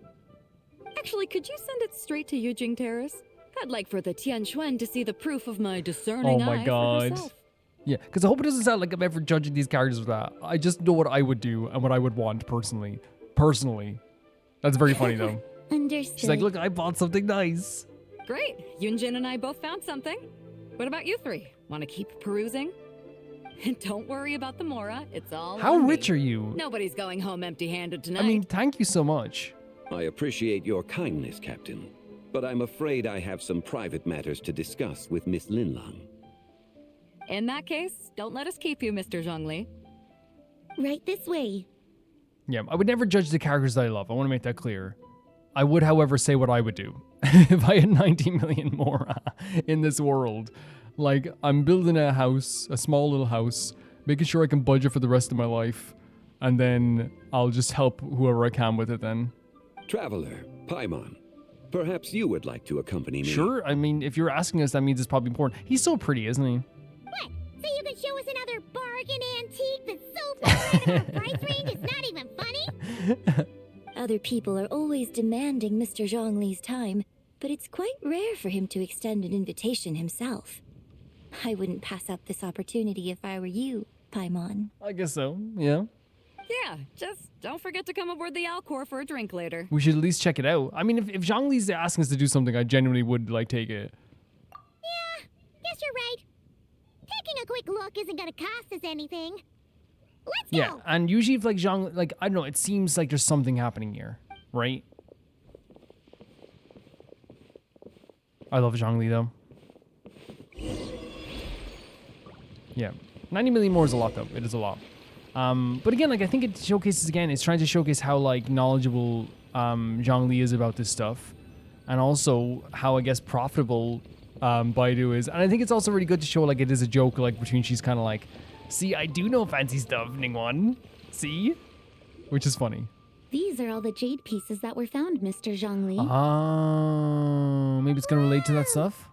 So many styles! There's even, like, a light stick for a K-pop concert. You know? These are a type of ceremonial jade. You're familiar with Chenyu Vale's Rain Jade Rite, yes? Yes. Oh, yeah! So these pieces are all used in the Rain Jade ceremony? This is some crazy finds. Like, legitimately. Well, you may not know, Paimon, but before the Rain Jade Rite came into practice, Chenyu Vale was known for a different ceremonial tradition that also involved jade. The bee is used to honor heaven, the Tsong to honor Earth, the Gui to honor the East, the Zhang to honor the South, the Hu to honor the West, and the Huang to honor the North. Okay. These form the 6 ritual jades. There's a lot that goes into it then. There's 6 ritual jades. It's unfortunate, however, that Miss Linlong's set is missing both the Gui and Hu pieces. That would be frustrating, wouldn't it? I know what it's like to like miss 2 cards out of the deck you want to create in Yu-Gi-Oh! Like, imagine missing 2 artifacts that are that important. I know. These jade artifacts are from such an ancient time. It's proved difficult to track them down, even for our establishment. No matter. You happen to have precisely the piece I was looking for. Do you think Zhongli heard we were looking into this stuff? Oh, the light stick. This broken jade token? I didn't expect this to catch your eye, Mr. Zhongli. It isn't one of the 6 ritual jades. He's like, I'm going to see Artemis. I really cannot wait to see Luna again. They will be 12 at some point. An affect belonging to an old acquaintance of mine. Oh, yeah? An old acquaintance? Okay. One of your collector friends, Mr. If Zhongli Zhongli? says an old acquaintance, this could be like the most ancient character in history, or it could be like some of the most powerful characters in history. You never know with Zhongli who it's going to be. You could say that. Traveler, take a closer look. Sure.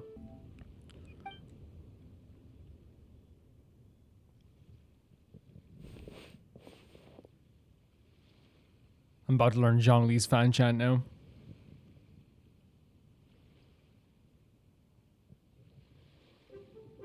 He's really observing us holding this as well. Special to Paimon.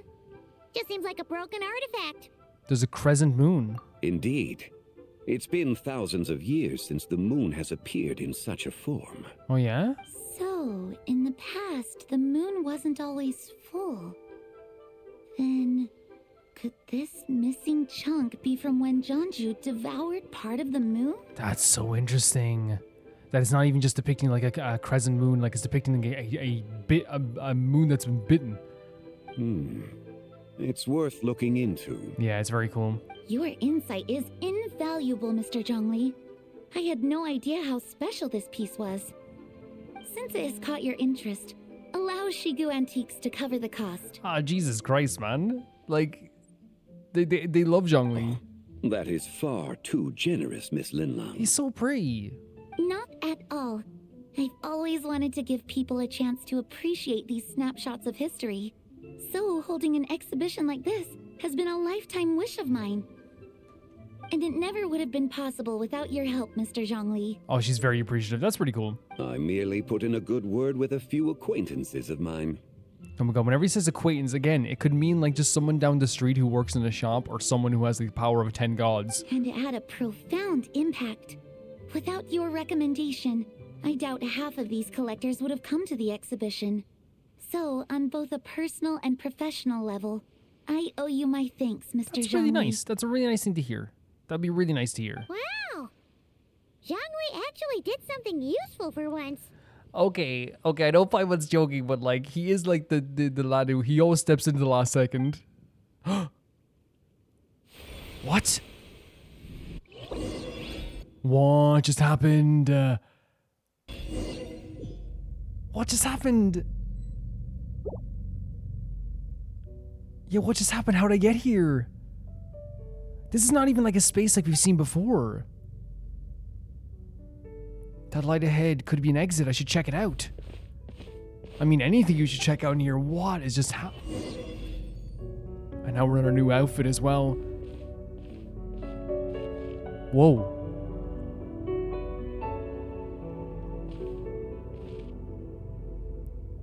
That piano track.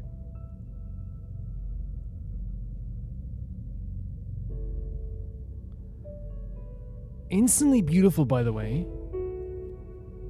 But fills me with wonder, right? And look at the way that we're rippling on the ground as well. What have we stumbled into? 3, 5, What? 7. 357?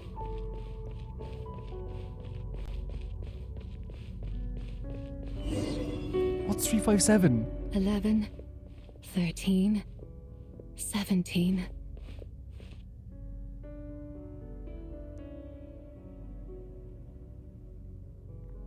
It's going up at weird intervals.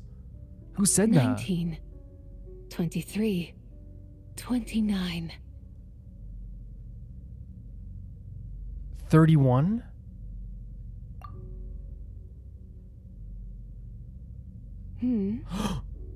Oh my god. Oh my god!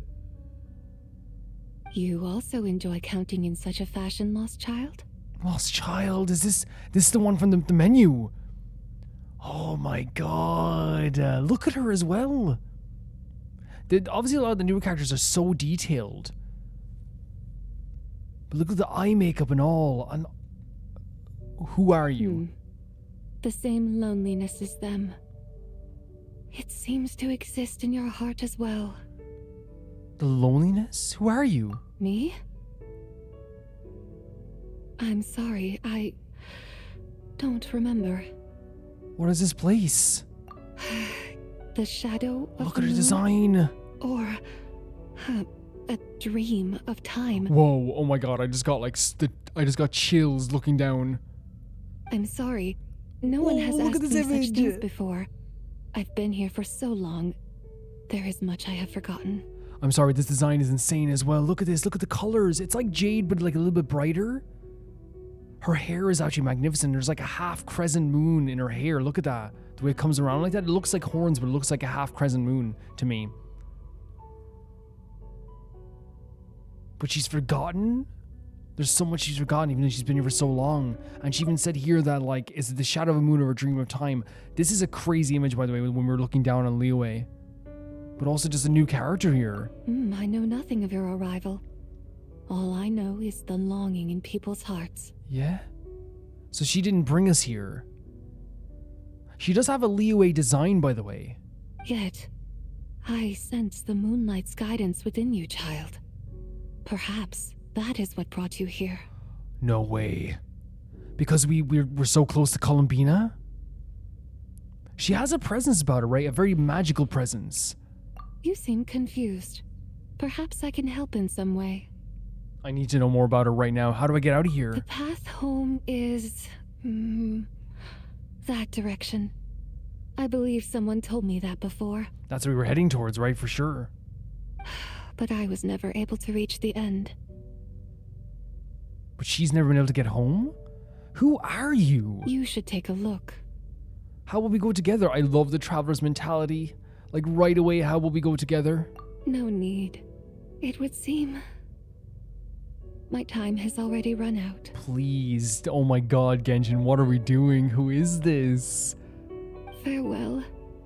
No. May the moonlight ever shine upon you. No, come back. Who the hell was that? Obviously it's the lady from the menu, right? Wow! Zhongli actually did something useful for once. I'm back. Your complexion looks rather ashen, traveler. Are you feeling all right? Holy frickin' hell.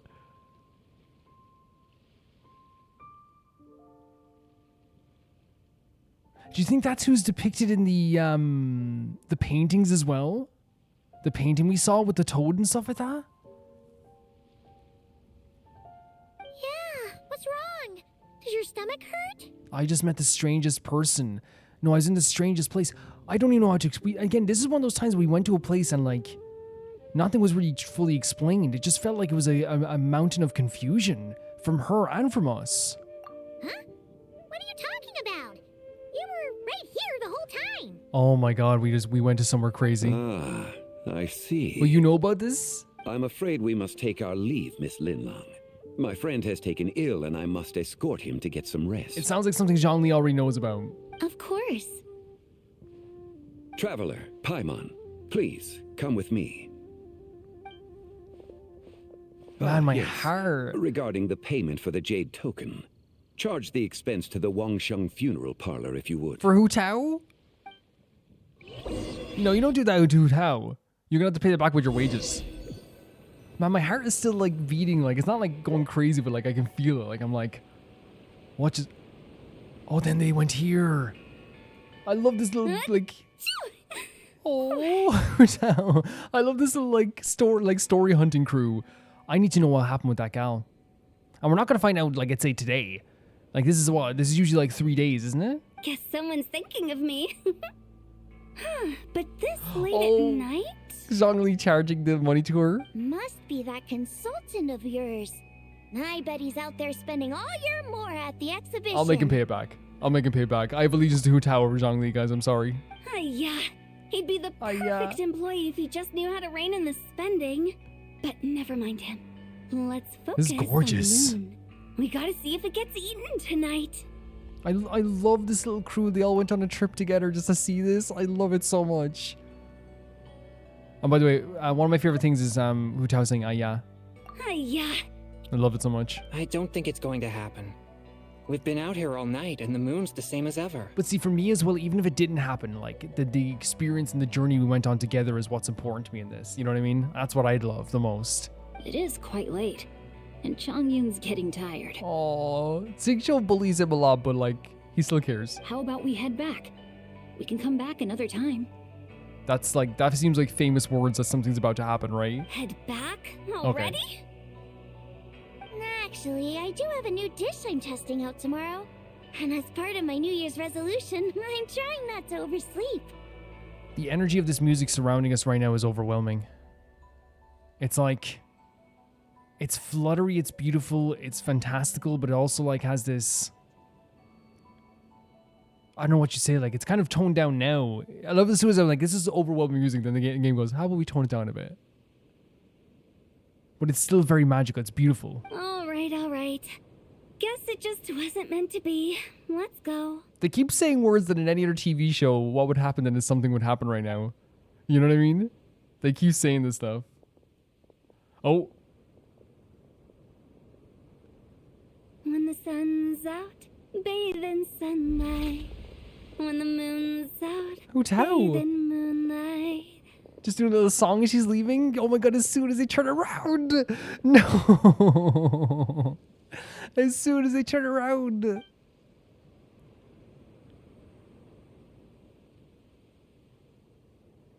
Holy freaking hell. Look at that. Oh my freaking god. That was very cinematic, by the way. As soon as they turn around, then it happens, you know? That's also very like, it's a trope, but it's fun. It's very fun. Why did you bring us here? I think sometimes people see tropes as bad things. People use working tropes all the time. That trope, the trope of like, he's right behind me will always work. The trope of, guess it's not going to happen, let's go, always works. And what it means is if it's effective, it works. The fact that like I felt like something was going to happen is because in my heart, it always brings me that type of like feeling of like, oh my God, it happened when they left. No, it always works, you know? And again, people shouldn't shy, because I think sometimes people like think that they can make a truly like a thing that no one has ever done before, right? In a story. But that's not the point of making a story. It's to make us feel something. And in that moment, even though I knew for a fact that as soon as they turned around, something was going to happen, there was still that moment of like, no, you know, because that's what it makes you feel. Because I imagine the traveler would like to know what just happened to him. Please, 110%. Oh, right. Paimon's confused though. She could have sworn you were there the whole time. You explain the mysterious encounter in the strange space. How is that possible? It sounds like his spirit formed an inexplicable connection with the being in that space. Yeah, was the white horse Adeptus? Ah, you suspected from the beginning, didn't you? Indeed, the being you met is the fabled white horse Adeptus, and the original owner of this jade token. Her name is Zibai. Zibai. And did you think that Zhongli knew this? That's why he handed it to the traveler? I wonder if you heard about the stuff with the moon in Nod Karai, I wonder. Does that mean... That'd be interesting, wouldn't it? She's inside this token? And this is what I always mean when Paimon speaks, because during the Archon quest, the Traveler was speaking all the time, but they're gone back to like what they did before, which again is perfectly fine. I said this during the Archon quest. I think that having silent protagonists in that way is still great too. I have no issue with it whatsoever. Because they had like the Traveler talking a lot during the Archon quest. But Paimon has always been a communicator for us, constantly. She's always been our guide and the person who's communicated for us. She's done that consistently. No, she does not reside within this token, but rather within the moon's shadow. This token is merely a medium. The moon's shadow, what do you mean? Because we know about the moon's reflection, but there's a moon's shadow as well? Word has it you accomplished quite the feat in Notcry. You and your friend brought the Frost Moon back to Tevat. Yeah, that was a big team effort. So yeah, Zhongli did hear about this. Tell me, did you ever wonder about the other moon? The one that hung in its place for thousands of years? The false moon? We never really thought about it, but it must have been a fake, right? A fake moon! Indeed, it was false. Its true nature, nothing but a projection of the moon. It also happens to be the prison that confines Tsubai to this day. So, this is, by the way, this is incredible the way that they're using an already implemented story with the moon and adding it to this story as well. Wait, the White Horse Adeptus is trapped inside that projection? Then we need to rescue her! Oh, Paimon, and I love the Paimon's first instinct. It's the same with the Traveler. His first instinct was like, let's go. Let's get out of here. You know what I mean? Like, anyone who says he's not a good person is psychotic at this stage. But the moon in the sky right now is the real one, right? Where did the fake moon go? And why can't Paimon see it? All this panic, as you would panic in these situations. With the return of the true moon, the shadow naturally lost its place in the heavens. Now, it is disintegrating bit by bit. It's a process that comes and goes. Does that mean her home is going to disintegrate and she could disintegrate then? When it occurs, it looks like the moon is being obscured by a black shadow. But when it stops, the shadow disappears and becomes invisible to the eye. So when it occurs, it looks like the moon is being obscured by a black shadow. So that's what's happening. So every time it disintegrates, it's when it has a shadow over it. So that's what's happening to her home. So you're saying there's an invisible fake moon blocking the real moon right now? So the recent lunar eclipse, it was the fake moon, wasn't it? Indeed. Okay, this is not what Paimon was expecting. You said it's disintegrating. When will there be nothing left? My hypothesis is that people's wishes could be what trigger the periods of disintegration.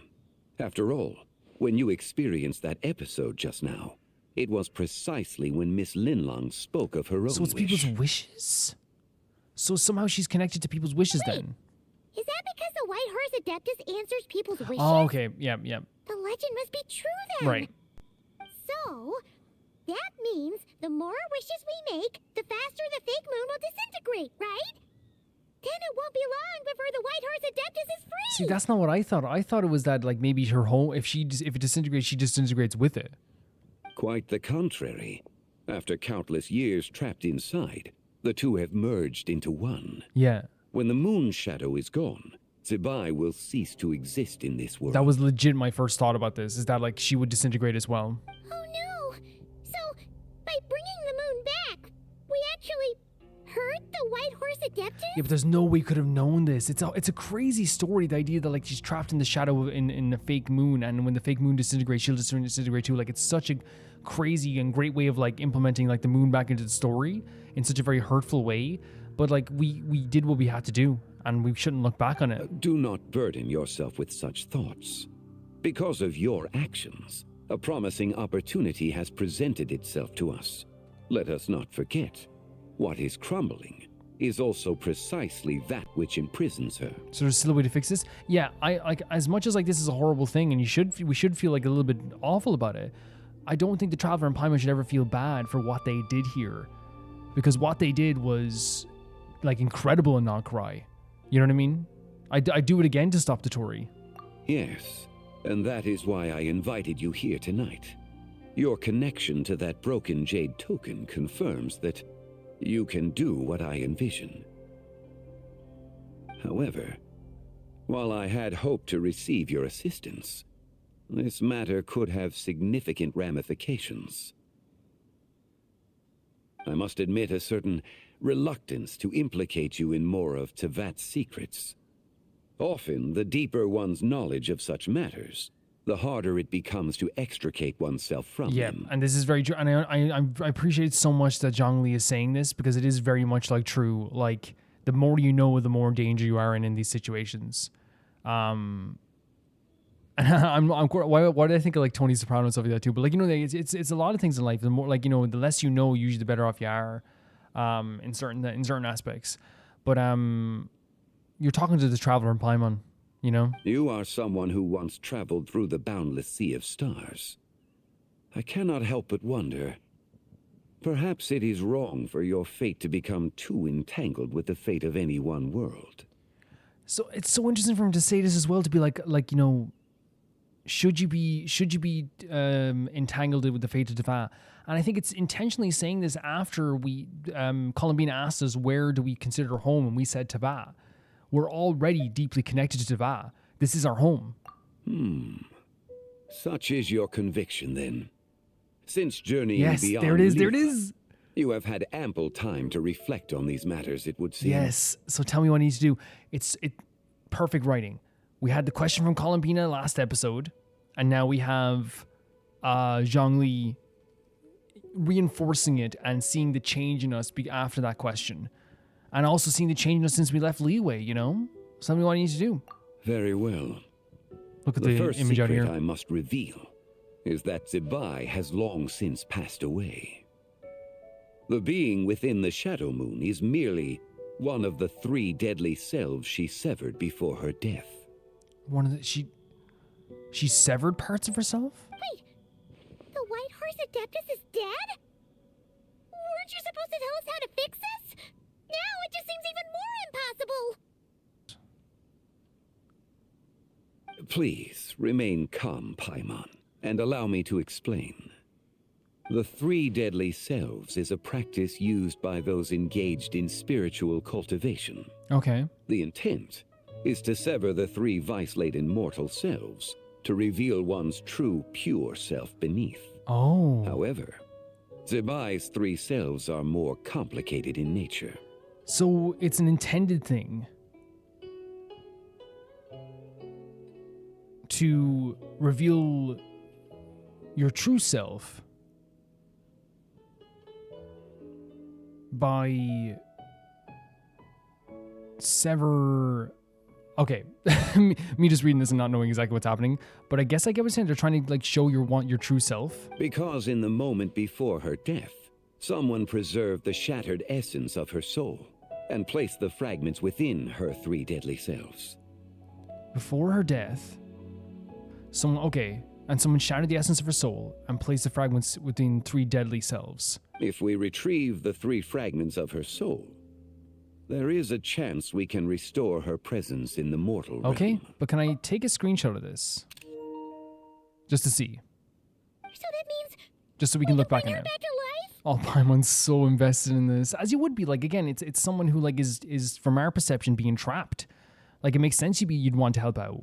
Yes. 100%. Provided we retrieve the fragments of her soul's essence from the 3 deadly selves. I'm guessing I just met one of them? Indeed. The So there's gonna be being 3 you versions? encountered was Zibai's first deadly self, Ziju.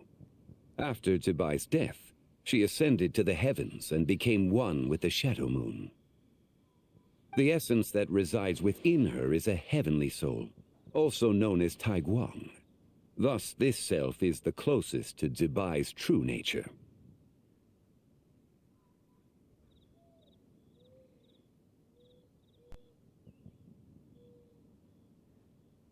Okay. Sorry for like constantly like just kind of like taking this in as much as possible, because there's a lot here as well. The essence that resides within her heavenly soul, also known as Tanguan, is the closest to her true self. And he also said, oh, we can't look back on it?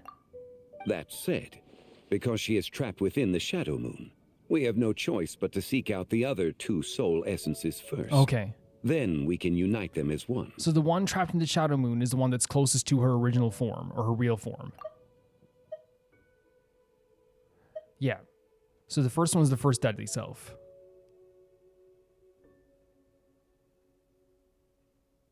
Okay.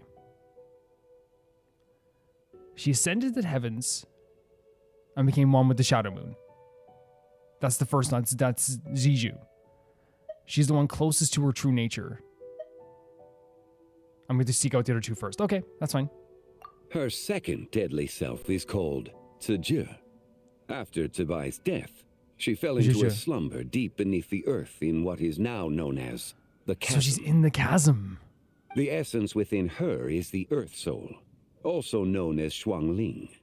She is the self that inherited most of Zibai's memories and wisdom. Okay, so one of them is the closest to her. One of them is closest to her true nature. One of them inherited her memories and wisdom. The chasm? So, do we have to go there to find her? I love that, like, when we mentioned the chasm, Paimon gets kind of scared, because as you would, it's a terrifying place. That won't be necessary. I sensed her presence on the Jade carriage from earlier. The one at the exhibition. Oh, so we don't have to go into the chasm? It's possible. The return of the Frost Moon awakened her, and she emerged from the chasm alongside that batch of ancient artifacts. Fair enough. Wait! That must be why you agreed to help with the exhibition! To investigate the artifacts! Indeed. So in truth, Miss Linlong was the one who helped me. In the end, I guess she did help us. So he sensed her on one of the artifacts as well. Right. I'm going to take a screenshot of all this, by the way. Just because I want to make sure I have everything at the end of this. Because I feel like it's one of those things where, like, not that it's complicated, but I just want to make sure I don't forget anything as well. If that makes sense. The third deadly self is Zichao. Zichao. The essence within her is the human soul. Also known as Yojing, Zibai's shade. Thus she is the most free-spirited among the three. So one of them is closest to her. One of them is free spirit in this sense, and one of them is the one that has her memories. Okay. She lent me her aid during the Archon War. Jesus. 1,000 years ago. But later, as her powers waned, she retreated into the mountains. Like that long ago. I imagine finding Zichao should prove the most troublesome. So I shall take it upon myself to track her down. I don't mind doing a troublesome journey, but like we'll help out whatever way you can. So, we need to find the second deadly self, right? But where do we even start? Locating her should not prove difficult. In life, Zibai was fond of mortals. And as the self who inherited most of her memories and wisdom, Ziju should be the same. So she's probably just... Are you saying she's wandering around with the mortals? It's possible she has possessed someone. And is meandering the bustling streets of Liyue That's so cool. as we speak. That's such a cool idea. They're just like wandering around the place during the Lantern Rite. Is that someone? Wait. Are you thinking what Paimon's thinking, Traveler? Paimon. That's so smart. Yet the customer. The one who said she was going to kill people. What if she raided a tomb and dug up some super special relic, Hu Tao. then got herself haunted by an ancient Hu ghost? Tao was right. Exactly! Lu Xiangxiang! That's such a good idea.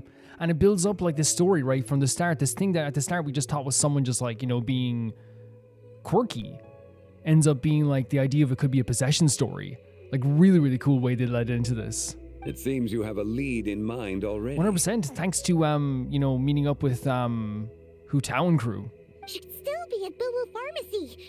She was super agitated when she first got there, so Baishu gave her some calming medicine and told us to come back in 2 days. Yeah, so maybe this is going to be like a 2-day waiting period in the actual game itself, like real time. Do you think it could be her, Zhongli? It's quite possible. The deadly selves are impure beings that can easily influence mortal minds. Let's start an investigation there in 2 days. A sound plan. This is so cool. Well, I should get started on my own investigation then. Yeah, 100%. No, this is such a great idea. Again, I'll take some screenshots so we can talk about this in the end. But I think it's going to be pretty straightforward. It's one of those situations where I think, I think we're going to get it. I think we're going to understand it. You're leaving already? I must. Zichao went into hiding after the Archon War. If I am to have any success tracking her down... That's so cool. Then there's no guarantee. I should start sooner rather than later. Thinking about Zhongli on this journey to try and find this, like, character who hasn't been here since the Archon War. But there's still so much you haven't told us. Like, who the White Horse Adeptus actually is, and how she died in the first Paimon's place. so interested in this. As again, we are interested in it as well, but I love that Paimon's like really like emotionally attached to the White Horse Adeptus. Not to mention who it was that preserved the fragments of her soul. Mm-hmm. Should our endeavor prove successful, then naturally those answers will follow. Fair enough. If not, speaking of them would be rather meaningless. Oh, the one who preserved her soul's essence, was it you? It would seem that this is a question you are unwilling to set aside. Very well.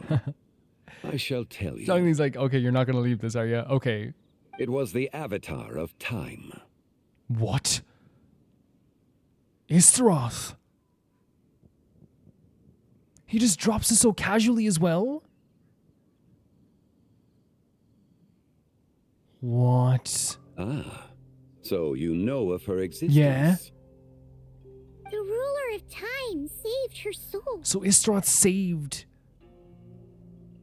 the White Horse Adeptus. Indeed. Preserving what remained of Zibai's soul Jesus, in the man. moment before her death. Only the power of time could be capable of such a thing. I mean, when I heard time, of course you're going to think of Istroth, right? Of course you are. But I just didn't know, if it was actually going to be the case. Obviously, I didn't know she did this, but, when you hear of time, you think of Istroth. Of course you do. However, there is no telling what effect it Oh, has had on the man. three deadly selves. In other words, you must exercise caution when seeking out Zhije. And I think what they did here as well with this too, my heart's pounding again. When they added the stuff with Istroth, as soon as you mention Istroth, it becomes a way bigger deal. It's like one of those situations where it was already a massive deal, it was already a big story, but as soon as you mention that Istroth was the one who, separated and saved her soul before she died, you instantly have this feeling of oh, this is really, really, really, really big. Really big. How much time do we have?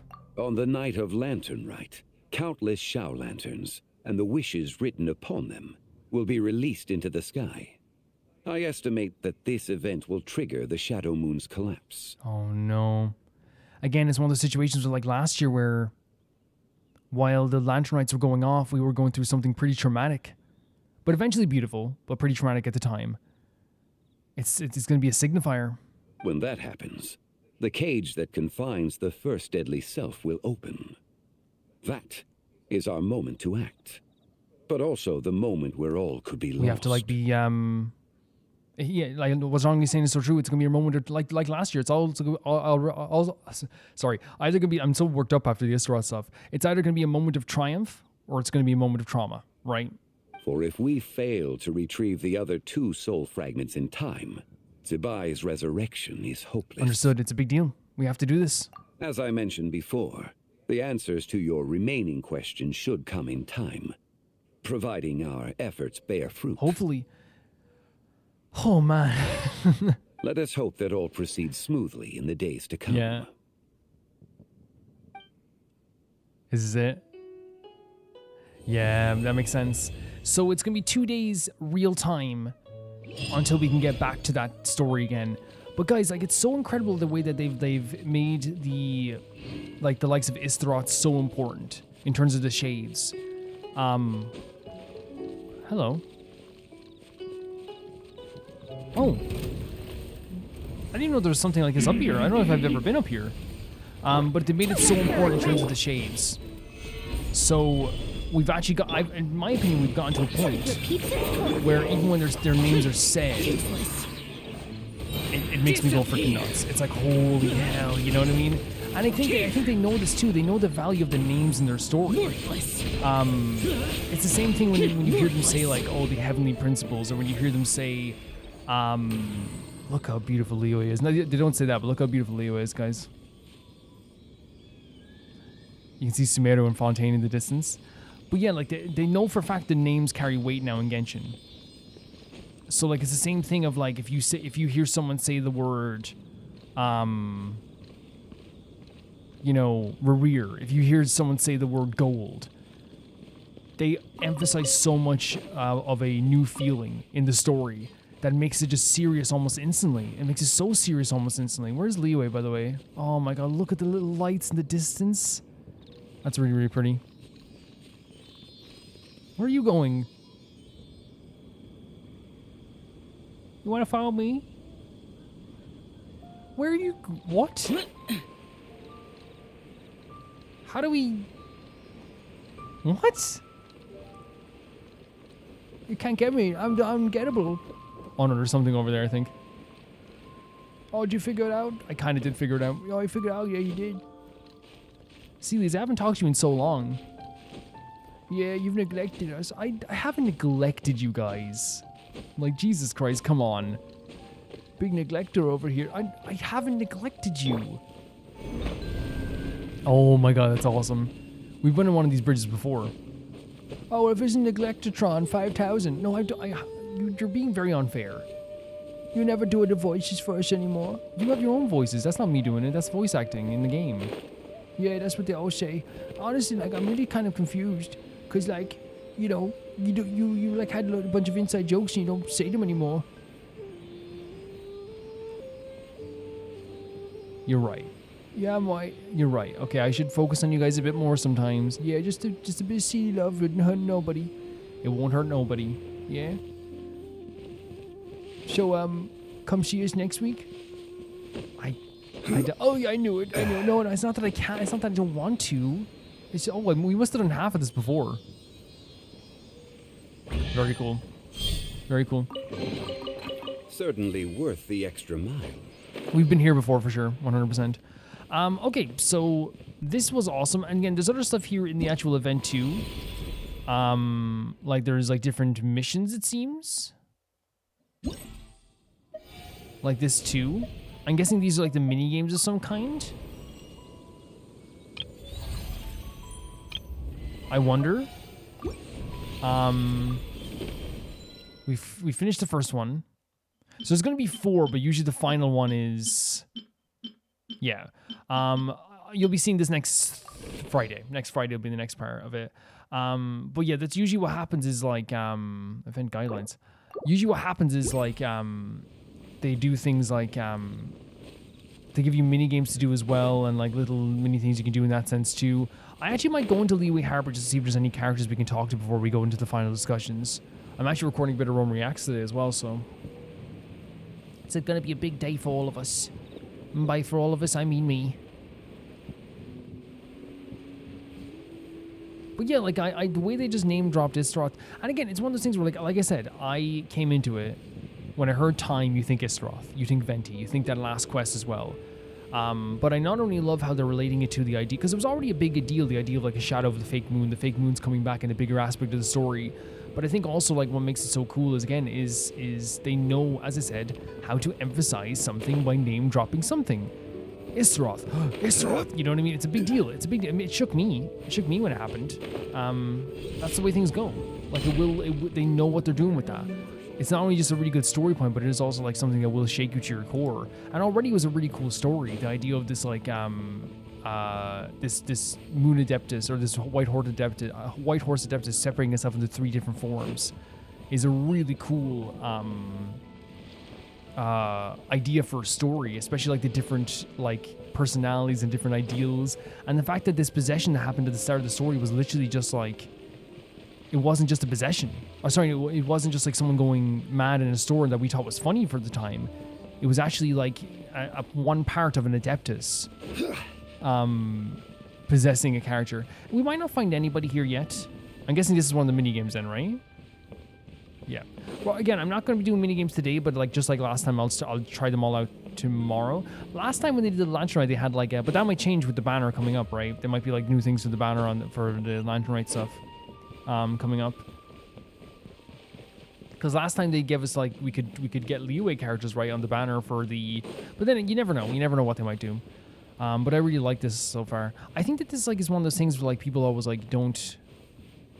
I think some people acknowledge it, but it does feel like sometimes that the Lantern Rite and some other events as well feel like Archon quests. And to me, like I hold the weight of every quest as they are. You know what I mean? I don't like to just be like, you know, this isn't as important as that. I want to treat everything, and I think people say that as well, which I love when people say that. People say like, oh, Calvin treats every single quest with respect. And that's because they're incredible. You know, One a man's world quest gets the stone same is attention another man's and gem. respect when we do it, when we do get to do it, as an Archon quest. Same as a story quest, same as everything. Because I think the world is just important on Genshin. I don't think it's just about the game itself being cool, or like the Archon, the quest, individual quest being cool. I think the game in general and the world in general means so much to me that I think every aspect of it is really cool. Now, I totally acknowledge I don't get around to everything. I said this before, like, you know, there's gonna be like some times now that we're doing like a little less Genshin that I have to pick and choose stuff sometimes. But if hopefully, like, you know, whenever there is like downtime, we can get into more stuff as well. It just always depends. It really always depends on what I want to do and what I want to be focused on. I know there's like a Luga quest coming up as well, or there is a Luga quest in. It looks like there's no one around here, because I think that if there was multiple people around here, we would see one person by now. You know what I mean? We would see one person for sure. We can definitely find a place. Maybe like right in front of the lanterns might be pretty, like right here or something. And we'll talk about the stuff that's happening in this quest as well. Where's our camera? Oh. Oh, thank you. That's so nice. Thank you, Yunjin. No problem. Trying to get the lanterns and the light as well. He Alpha. What he thinking? He's pensive. Or he's serious. Or he's default. No, he's pensive. He's thinking. He's actually going for a sleep. Honestly. He's going for a sleep. Okay. This is, to get out of the way, this is really fun so far. I say to get out of the way because there's going to be like more serious topics in this as well, but this is a really fun like quest so far. Coming back and seeing characters that we love and adore, so coming back and talking to characters that we've already like talked to a million times before, but it's always like really, really special. Seeing Hu Tao again, seeing like, you know, as I said, the Dream Tea rotation with Xiangyun and Xiangling and Xingqiu, seeing Zhongli, seeing Baido, seeing all these characters, like it's just so fun coming back into this world.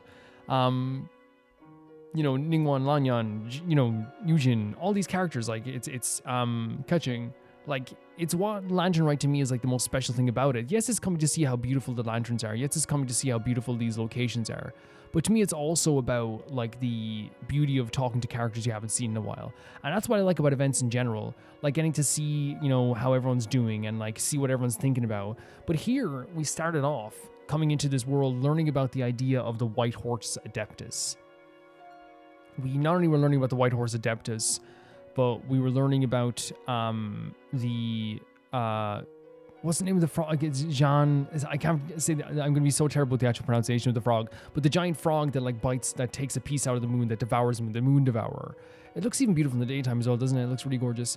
That takes a bite out of the moon as well. We started off learning about this already. So they're planting these seeds of like lore and future story, which is always very cool. And then we went into looking for Zhongli, but we talked to Hu Tao, Xiangyun, Xiangling, and Xingqiu. And what this was so special was not only just meeting these beautiful characters again, seeing Hu Tao being the weird girl again, and having all this really, really great times with them, but it was also them like speculating on what it could be as well, and them finding something that we might find interesting too, which is the moon that has been like eclipsed in some way, like a shadow on the moon. This picture that came from this girl who was in the restaurant where Xiangling and Shenhao work, and she was going crazy in there, throwing tables, saying she was going to be like this amazing girl. She was really, you know, kind of like very full of herself, and like, but I thought she was funny at the time. I think that's what's so interesting about this too. We talked about this already, how this led to something much bigger, but at the time I just thought she was funny. But Shenhao kind of had to subdue her. And we find out that she was once again talking about the idea of this great discovery, but then like it leads to another discussion about the idea of this frog that's able to devour the moon. And the crew here kind of get this idea that they're going to go to this location where the picture is to see if they can actually see something, which of course we know what happened later, which is so funny. But it's a really great sequence, not just because of the revelations, not just because of seeing this new character going mad and like trying to decipher maybe. And at first I thought it was funny. But of course, then later on, trying to decipher exactly what was happening with them was a really interesting idea. But it was also like, to me anyway, it was showcasing the cultural significance of the stories in Liyue, the tales, the fairy tales and fables that really like are something that you don't know if they're real or fake or whatever they were at the time. But it showcases well, like Hu Tao is a different idea of it, Xing Shou is a different idea of it. Everyone has their own ideas and interpretations of these legends. And I really did like find this to be like a really interesting scene because I love that type of stuff. I love when the as I said, the world feels alive. I love when people have different interpretations. I love when people like talk about like these ancient legends, especially in Liyue, which is always leads to something really, really magical and beautiful. We went on and we found Lanyan, Yunjin, and Keqing. Not Yunjin, sorry. Ningguang, Lanyan, and Keqing. And this is where things I feel like really, again, why this story is so well written, how it's built up so well, is that we already talked about this we saw what happened with it's like we heard about it from talking to Chi-Chi and the old man and Yao Yao. We then heard more people speculating on it, which makes it feel like a little bit more like interesting and important. So more people are talking about it in the terms of Hu Tao's crew. And then we went on, and once you see like Ningguang and Keqing talking about this and talking about it in a very serious manner, that teaches your like us as well. And again, it's good story writing to be like, oh, this is way more important than it might be. There's something happening here. Something big is happening here. And as we know, it relates to the idea of this place Longyan. Why am I forgetting that? I'll put it in there if I need to. Sorry, guys. It relates to this location, but also the idea of Shenyu Vale and the chasm and all this stuff and the Jade stuff that they found as well. It's a really like interesting way of building up the story where we get these little tidbits. More people are talking about it. Then someone official talks about it. And you're like, okay, this is way more serious than we thought it would be. And that's when we got to go to an exhibition. And during this exhibition is when things got really serious. Yes, we had some fun times with Beidou and Yunjin and Zhongli, and it was really fun going around this exhibition. But the big deal here was when we touched that artifact that Zhongli gave to us. And it's very interesting because he for sure heard we went to Nagrai and wanted us to touch this artifact. That's when we saw the vision of this lady who we were kind of like, who is this? Like, who could this be? And I think I might just get this stuff up as well because we were about to like talk about this stuff too. So I'll get this stuff up just so we can get like a good interpretation of it and not forget about it. I did take that picture. Yeah, 100%. Because I think it's one of those things where like, even though I'd probably be able to remember this, I want to like get all this part like for sure right. But like we got to see this vision of the White Horse Adeptus, Zibai, and like legitimately it was such a breathtaking scene because one of those moments where you don't know what's happening, you don't know who this is, but it like shocks you to your core for a moment. And we got to look down on Liyue, see all these beautiful lanterns. It was like a really mysterious moment where she talked to us about like how finding the exit, but for her, she felt like the exit wasn't going to be possible for her. She didn't even know where she was or what the space was at this point. So she's obviously losing a lot of like that idea and those memories to come to too. And that's where we find out with Zhongli that this lady that we're talking to is the White Horse Adeptus. And she was locked inside or trapped inside the fake moon. And now that the fake moon has been, there's no need for it any in the world. It is tied to people's wishes. And as people wish more, especially with the Lantern Rite, because that's all about wishes, right?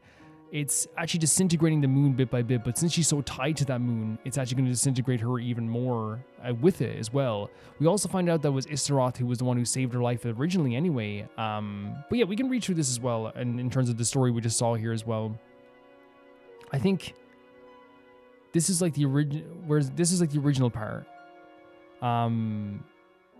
She fragmented her soul into 3 different parts to show her true essence of her true self. There's 3 different types of fragments. The first fragment is the one that's trapped in the shadow, and that's one that's closest to her. The second one, and what's that called? That's so Zibai was the one we saw. Yeah, no, Ziju. Ziju was the one we saw. And then the second one is Gigi, and she's the one who has the memories and wisdom. She's the one that we think possessed the girl in the restaurant. So she's probably just wandering around someplace. It says here as well that she fell into a deep slumber somewhere near the chasm, yeah. And then there was the third one. Wait, so let me just get this here. The first one is Gigi, who was the one for wisdom and memories who fell in deep sleep underneath the chasm. And so she's here in Liyue right now, somewhere. And they say it's possible for her to return to the Frost Moon awakened her, and she emerged from the chasm along with the batch of ancient artifacts. So that's how she arrived here, which is really, really interesting. The idea that like something we did in another world infecting here too. Because again, nothing's in a vacuum, right? Everything happens and it changes other places. And it's interesting that like we brought back the Frost Moon, which is now impacting this in some way. But again, we can't feel bad about what we did fully, you know? What was the name of the third one exactly again? It was Jishao. She's the one that was that's been hiding since the Archon War and helped him during the Archon War. And so so Zhongli's going after that one because he feels like that's one's gonna be the hardest of all of them that you could find. And here's where we found out as well, yeah, it could be possession of the person that we saw earlier as well. But we can't talk to her yet until we go to the Boo Pharmacy in 2 days. But yeah, that's kind of the plan. That's what we're getting from this as well. The idea is that they fragmented themselves in order to save themselves, and it was Istaroth. The 3 deadly selves is a practice used to engage in spiritual cultivation, intent to sever the 3 vice-laden mortal selves and reveal one's true pure self beneath. However, Zibai's 3 selves are more complicated in nature, because in the moment before her death, someone, and that was Istaroth, preserved the shattered essence of her soul and placed the fragments within the 3 deadly selves. If we retrieve the 3 fragments of her soul, there's a chance we can restore her. So that's what Istaroth did. Istaroth was the one who did this. They saved their lives before death. So now that they are separating the 3 deadly selves, and to save her, we need to get the other 2 fragments and her 3rd fragment. And that's the only chance we have of saving her right now from disappearing, I guess, as well. I love as well here the line here too. We can talk about this as well, which was awesome too. The way like he basically said to us, Zhongli said to us, like, is it okay to involve you in this anymore? Because I don't want you getting too connected to one world when you're not from here. And what the Traveler said is so good. Again, it relates to it shows the world is not in a vacuum. The Traveler's like, yeah, I kind of have come to terms with the fact and said it out loud, even though we always knew this, he said it out loud that this place is my home. And that's a huge deal for the Traveler, because now we can say that like Tevat is our home. And he said this to Columbina. It's because while like home is wherever his sister is, he also treats Tevat as a place that he's met so many beautiful people and so many amazing friends. So of course he's going to treat this as like a home as well. I think it's such a beautiful way of bringing that back, because Zhongli mentions you must have grown so much since the time you were there, and since the time you left Liyue. So what we can say about this story as well is, just to summarize everything, the fake moon is disintegrating bit by bit. Within the fake moon is one of the fragments of the White Horse Adeptus that was put there, or put in the deadly cells by Istaroth. Now we have to save the White Horse Adeptus. We have to find 3 fragments of the White Horse Adeptus. One of them we're going after next time, and another one Zhongli's going after, and the other one is in the moon itself. And we have to get these 3 fragments. Istaroth was the one that separated them. It's a way of showing one's true selves. 3 of them have different personalities. I believe the first one is closest to who the original personality would be.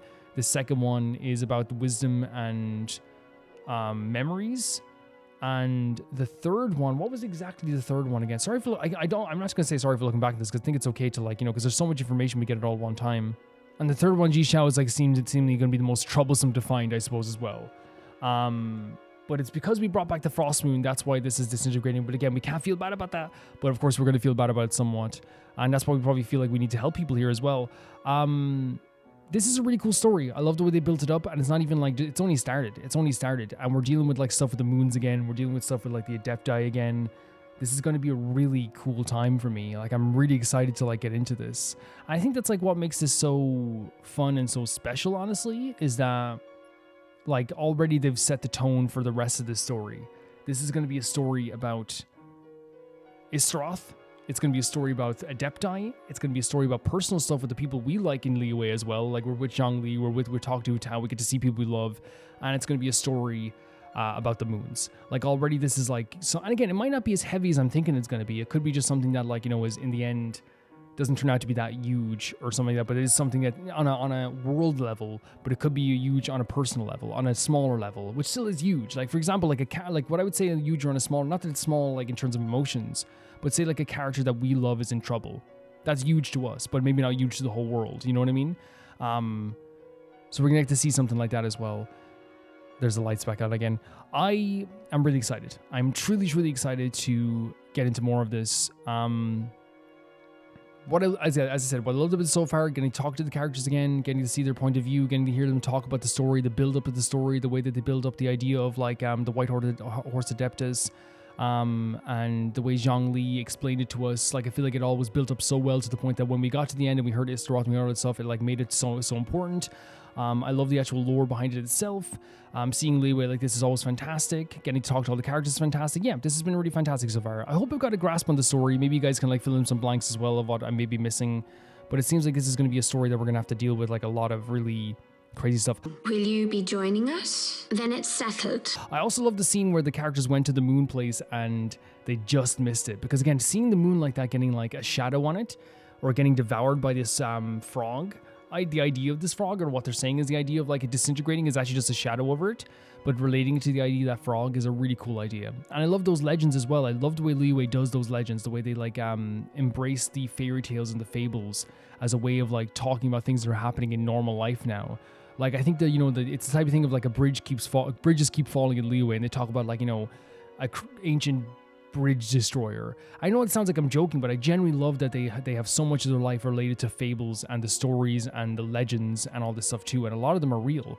It makes this place feel so much different to a lot of our places. Because while like Fontaine has stories of like the past, and so does Sumeru, and so does all these places, I think Liyue more than any other world really places an emphasis on stories told by and legends told by the people in Liyue that are passed down from generation to generation, influencing so much of the daily life. And I think that's what they do here in Liyue. But yeah, guys, that's gonna do for this episode. I know I've yapped for a bit there, trying to like get to ascertain everything.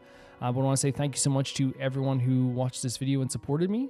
And thank you so much. You can see these videos there. This video came out on Friday, and the next video will come out next week very early too. I would say the next Genshin video will probably be Wednesday. On Patreon and the YouTube membership, and then Friday publicly for everyone. So I'll see you guys very soon, and I want to say thank you to my patrons at the highest tier. Tyfar 2, Jamie Bull, Johnny the Banana, The Ghostly Mizuma, Felicius Felix, Yule, Anusa, Isasa, True Peanut Butter, Peter Shelson, Liam, Ike Kasparian, Jared Beanon, Neil Sharite, and the highest tier on my YouTube, Roy 7, Blasco, and Lucinagi. See you guys soon. Bye bye.